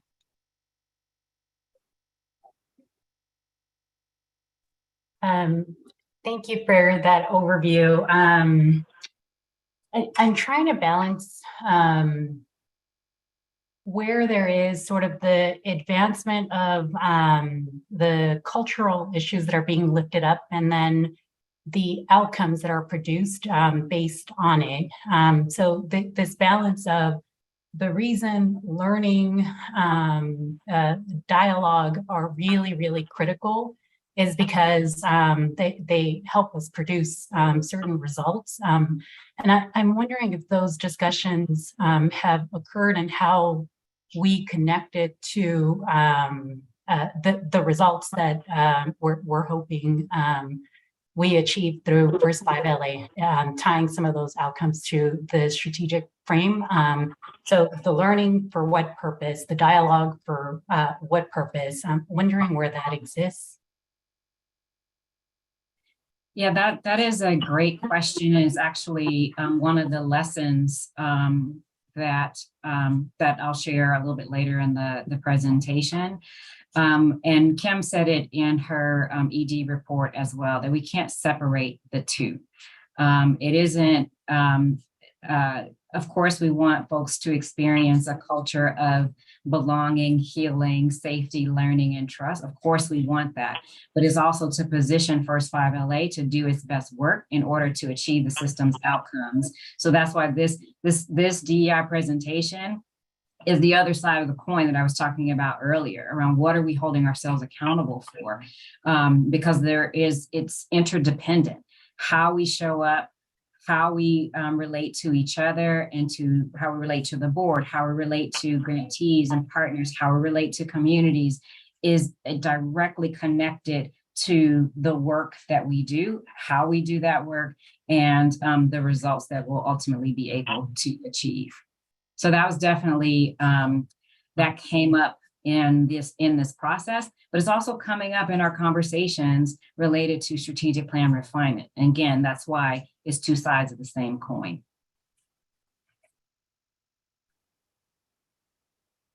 Just a Okay, quick- anybody else? Sorry, go ahead. Apologies, Ms. Kuehl. Is that coming up in internal staff discussions of here's the results or the outcomes when DEI is discussed? Just curious if that's part of what's coming up, or it is the conversation more about this is the type of environment in the DEI conversations? Yeah, so it's primarily been, this is the type of environment that we want to see, and a lot of discussion about the kind of culture that we want internally. But it connects to, as I was saying before, like people understand the connection between that because they want to contribute to First 5 LA and what it is that we're trying to achieve. But connecting this back to our earlier presentation, when there are different interpretations of our strategic plan, when we're doing way too much work as an organization, that impacts staff well-being. It impacts their ability to contribute their best work because we're doing too much. So that definitely came up, bandwidth issues. So this issue that we talked about earlier around focusing and narrowing our work, it is because we want to focus on fewer things that go deeper to achieve impact. And it is related to the experiences that staff have because they're holding too many things, trying to do too many things. And it's impacting their well-being and relationships, and not our relationships and well-being.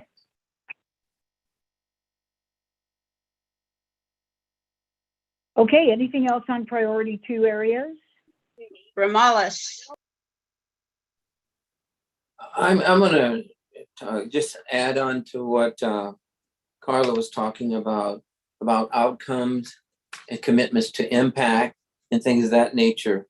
Is there any creative energy from the staff in which they want to talk about their contribution to making sure that they're vested in the impact and the outcomes that we're mutually trying to do under this strategic plan goals?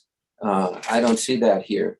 And the other thing is, under number 9, you talk about formal policies, but it should also add procedures, practices, and in that statement under number 9.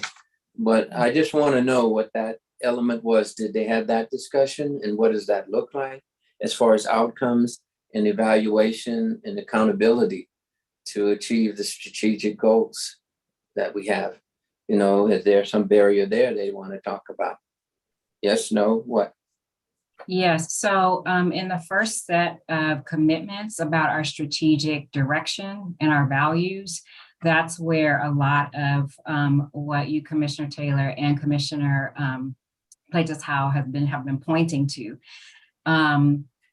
And this is partly why our discussion, this is partly why it's taken us 11 months to get to this place. So we've been talking a lot internally about nurturing alignment of intention, and that takes time to do. It is also why, though we have a fairly aggressive timeline as it relates to strategic plan review and refinement, we have an aggressive timeline between here and November.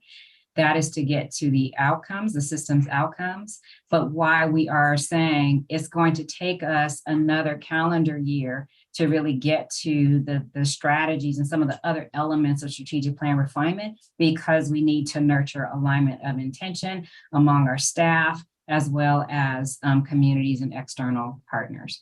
So I'm raising that because you know, we all, you know, everyone at First 5 LA, they came to this organization because they wanted to contribute something. And as we've been having conversations about our Reframe North Star, folks are connecting with the work and the intention of First 5 LA in new and really powerful ways. And so we're trying to kind of go slow and go fast simultaneously, really thinking about the work that has to get done, but it requires a lot of dialogue, that nurturing alignment of intention across multiple stakeholders with diverse perspectives and diverse interests, all of which are pointing towards what First 5 LA is trying to achieve. I mean, I say to staff all the time, like, we're all here in this moment at this time for a particular reason. And that means that what they're bringing First 5 needs right now in order to reach its highest aspirations for families and communities. So again, I keep talking about the two sides of this one coin. Like, you know, we have to nurture that alignment. We have to create a culture of belonging, healing, safety, learning, and trust. And part of the reason why we want to do that is because the work that First 5 LA does matters to us. It matters to families, children and families and communities across LA County. Then maybe one thing we need to do is honor commitment to achieving outcomes and goals that honor the staff's commitment to these things, you know, and so that they feel valued and understand that we appreciate as well as the community what they're doing. So Yes. Be an element that we need to have, maybe make it 10 or something like that. But just a thought. Yeah, thank you. All right, so do Hey, we want anybody to? else on? Please. No, I'm sorry, Commissioner Kuehl. That's all right. I think let us look at priority 3. Yes. Thank you. Next slide. We're going to skip the break for now. Yes, we're going to skip the break, I think. Okay, let's keep moving. Great. So this is the third and final DEI priority area. And again, it's about interpersonal and institutional relationships with grantees and partners, making the distinction between the interpersonal and institutional, because what really came up from staff in this process is that the relationships with the individuals on the ground that staff are working with, as well as the way that the relationships between the institutions are shaped, are critical to advancing belonging outward in terms of the experience our grantees and partners are having. So this commitment 3, is in alignment, and the commitments that came out of the discussions here are really in alignment. I'm sorry, Antoinette, you can go back, stay on that last slide. Are in alignment with best practice data uplifted by SEED last October in the presentation, and is also in the appendix of this presentation. And it's about the kind of DEI changes different sectors are focused on in the areas of programs, grant making, products and services, work with communities and human resources. Feedback shared by commissioners in March spoke to the need to balance internal and community engagement, examine our attitudes and philosophies, and ensure feedback mechanisms to hear from stakeholders about what is and isn't working. The 3 commitments, again, commitment 10, 11, and 12 in this priority area really align and seek to respond to these points. So commitment 10 of DEI priority area 3 seeks to do the kind of work highlighted in the previous slides around internal culture by ensuring we are strengthened, but also pushing that out. So taking the internal belonging and moving it out to strengthening relationships with grantees and systems change partners in a value aligned way. Commitment 11 seeks to develop robust, accessible, and fair, so essentially equitable, procurement practices and outreach strategies that support equitable access. And finally, commitment 12 aligns with commitment 11 and takes it a step further to ensure that contract terms and conditions are clear and simplified, that budget modification guidelines and reporting requirements reduce burden and all improve access. So again, the 3 DEI priority commitments, the 3 DEI priority areas and the 12 commitments across those 3 priority areas that were just outlined are really the result of a year of staff work that we've been talking about. And so just want y'all to know that that work is really what grounds these priorities. So I'll stop there. We can field discussion and I can turn it back over to Antoinette. Okay, any commissioners have feedback to staff on their priority 3 areas that are institutional relationships, really?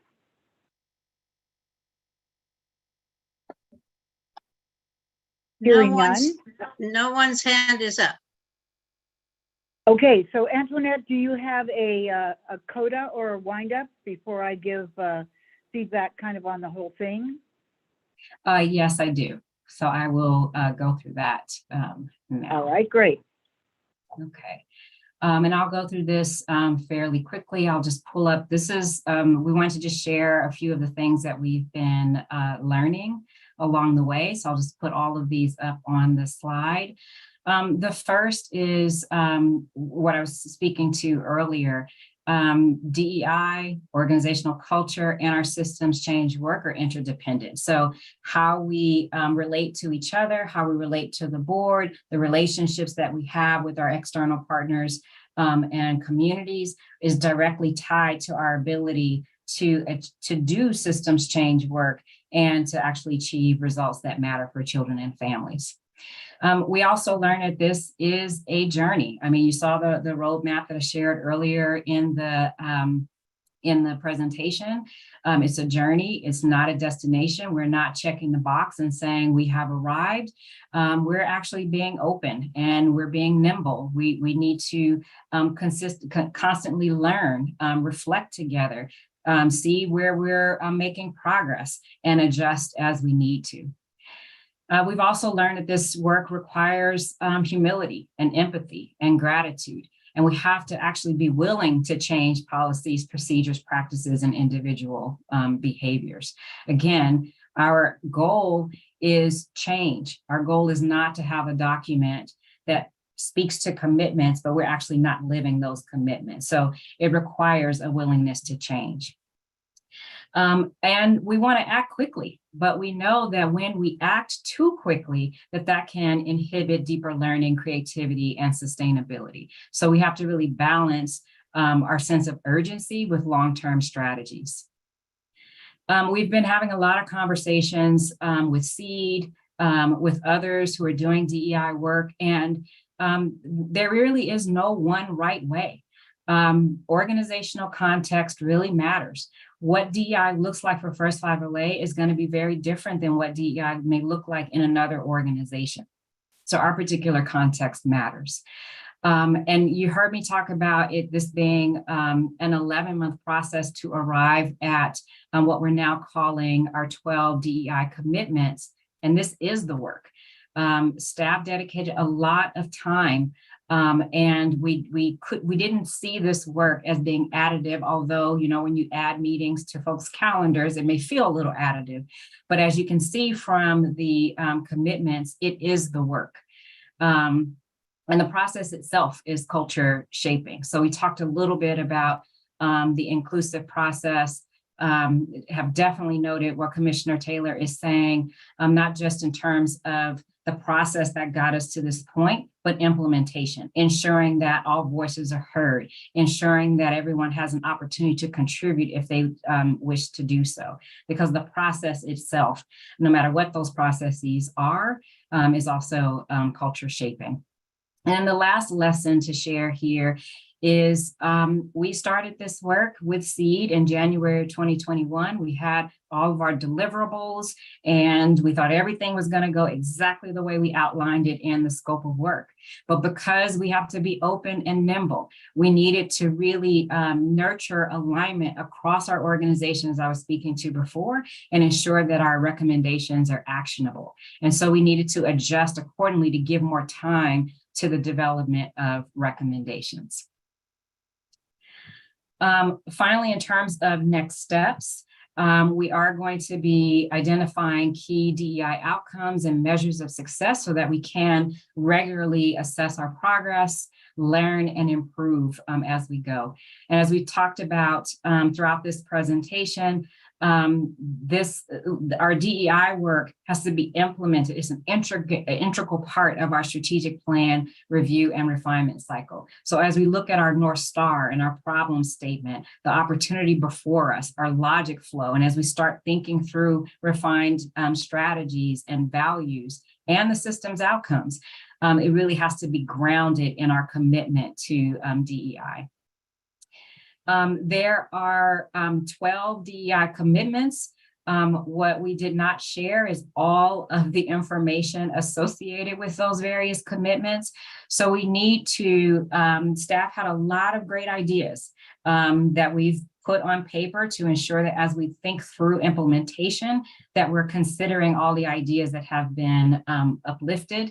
And that means we also are going to have to sequence actions, just understanding how our workflow in the organization works. And we don't want to overwhelm staff. And at the same time, we want to do this methodically. We want to be intentional, and we want to ensure that these actions or the intention behind our DEI work is sustained over the long haul.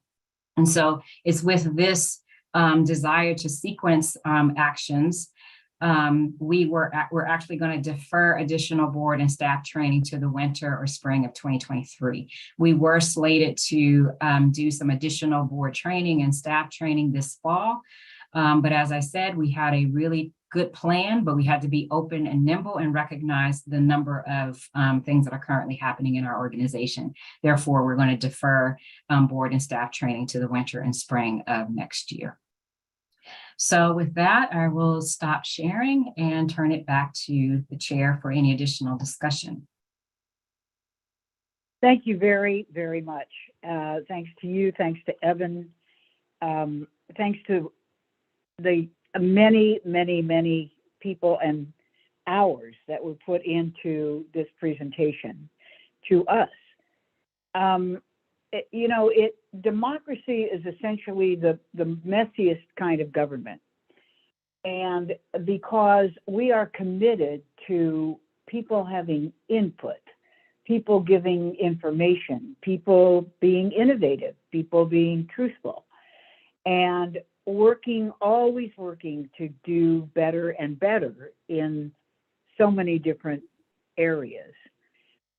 Now that we're engaged so deeply in diversity, equity, and inclusion, I think it's very difficult to know where to draw the line. Because if you want to talk about systems change, in essence, we would have to go so far as to change the entire American system, if there is such a thing.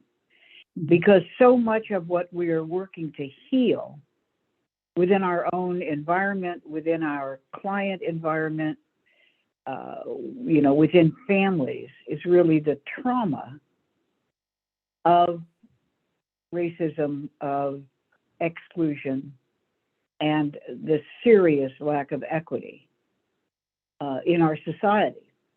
That, I think, would be a very difficult system to change. So drawing out what we can do, not just what we should do, but what we can do, will always lead us, I think, to a bit of overwork. Primarily, of course, in the staff, because if you ask staff what needs to be done, it's like adding another full-time job. I'm not just doing my work, I'm having to think about how to make the whole thing better. On the other hand, if we don't ask staff to participate in these larger arenas, the lack of participation in governance is also a problem. It's a problem for morale. It's a problem for how we feel valued. I mean, I've been staff a hell of a lot longer than I've been whatever else there is. And it's always a difficult balance, because we ask so much of staff when we ask them to do their work and to improve it and to be as communicative with this board as they are. This board is so deeply engaged. I hope in a helpful and productive way, though I sense maybe not always. At least this board is not, sort of destructive and nitpicking and negative, but a truly committed group of people who are with the staff on all of what we want and needs to be done. I think we need to be very aware that we not pile on too much. It may be that it already feels that way, but overall, I think the communication that the staff is engaged in with our board has been very, very helpful and positive for the organization. We're demanding of information. We're demanding of, just knowing what the heck's going on. But I've been places where that was not the case. And frankly, it was a little more of a Dead Sea sort of thing, where the staff was doing the best that they knew and keeping the board in the dark. And it was less creative, actually, in the long run than I've seen in this organization. So I want to thank you very much for doing this and just ask one question.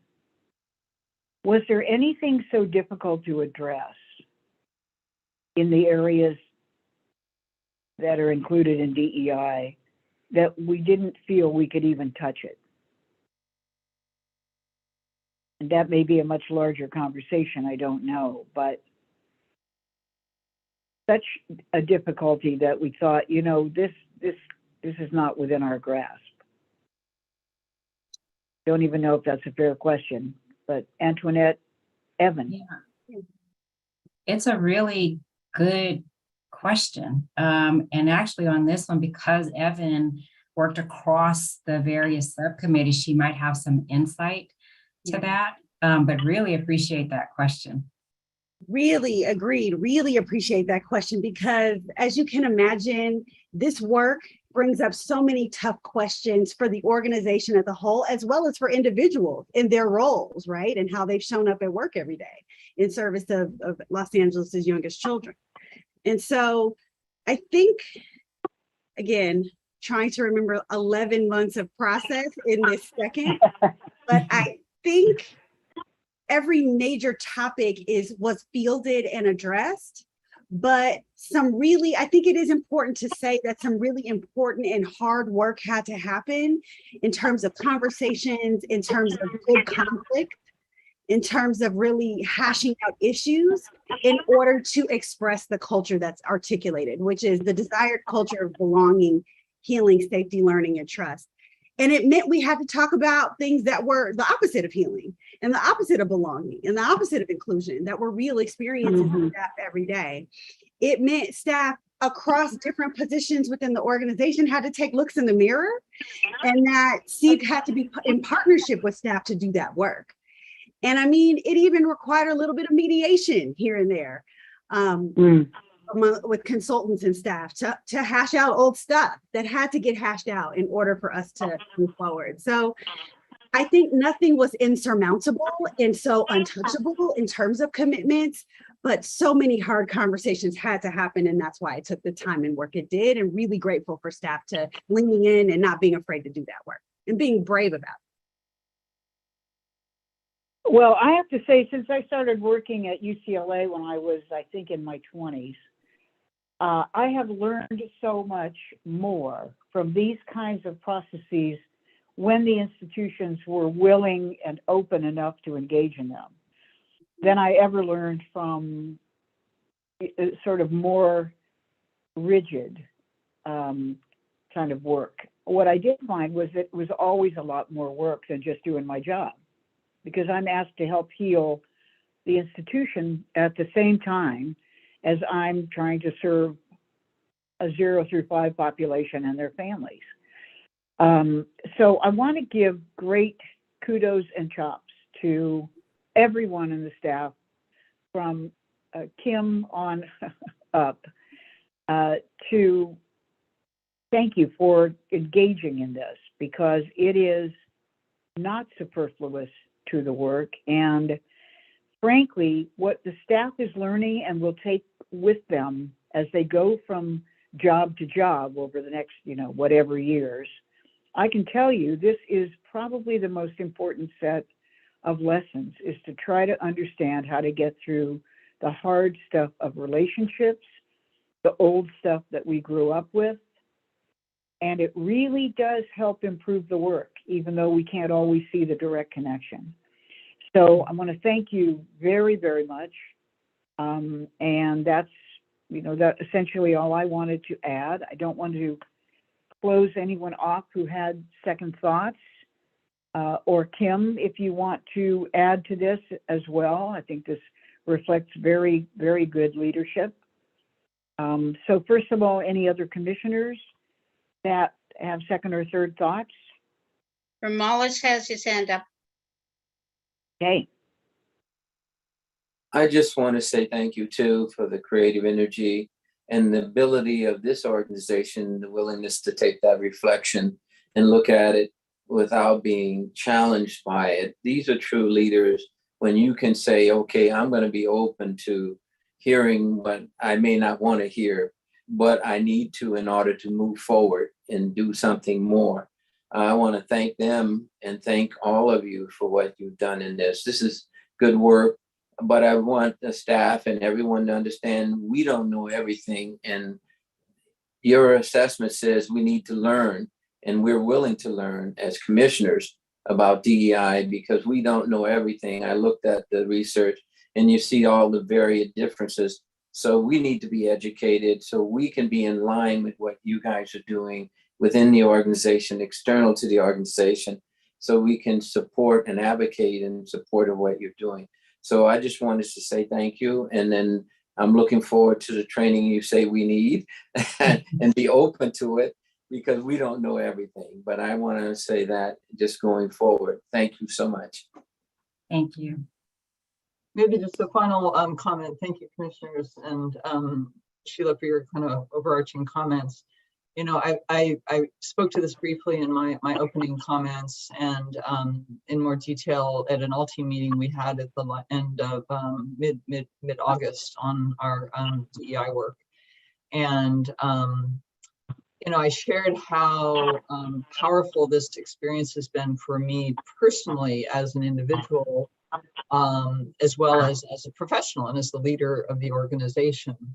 And it has required all of us, including myself as the lead, to, look at myself in the mirror and reflect upon how I show up and what some of my norms and behaviors and practices are, and test some of my own assumptions. And I know the example I used was how I can show up with a great deal of urgency and, we got to fix a problem. There's immediate need.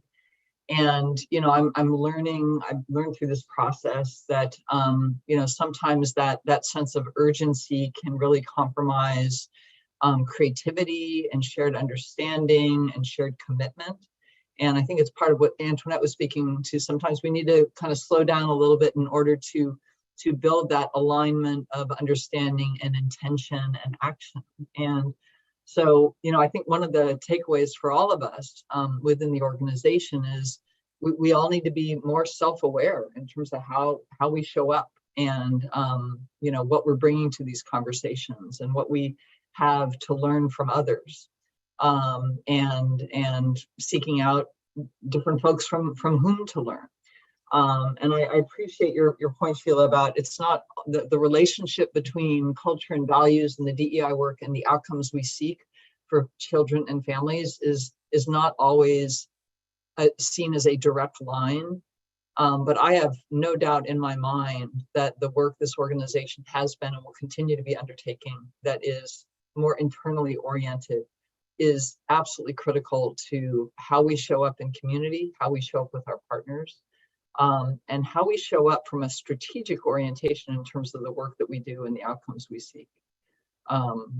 So as I said, it's been one of the more complex, challenging, and important undertaking I've been a part of, and so rewarding personally and professionally. And I'm grateful to have had the chance to walk alongside and learn alongside. I'm getting a little chill as I think about all the icebreakers we had and just the fundamentals around relationship building and trust building has been very, very important and foundational. And just very grateful to Antoinette and to Evan and our SEED colleagues for their leadership and their careful and thoughtful facilitation and support.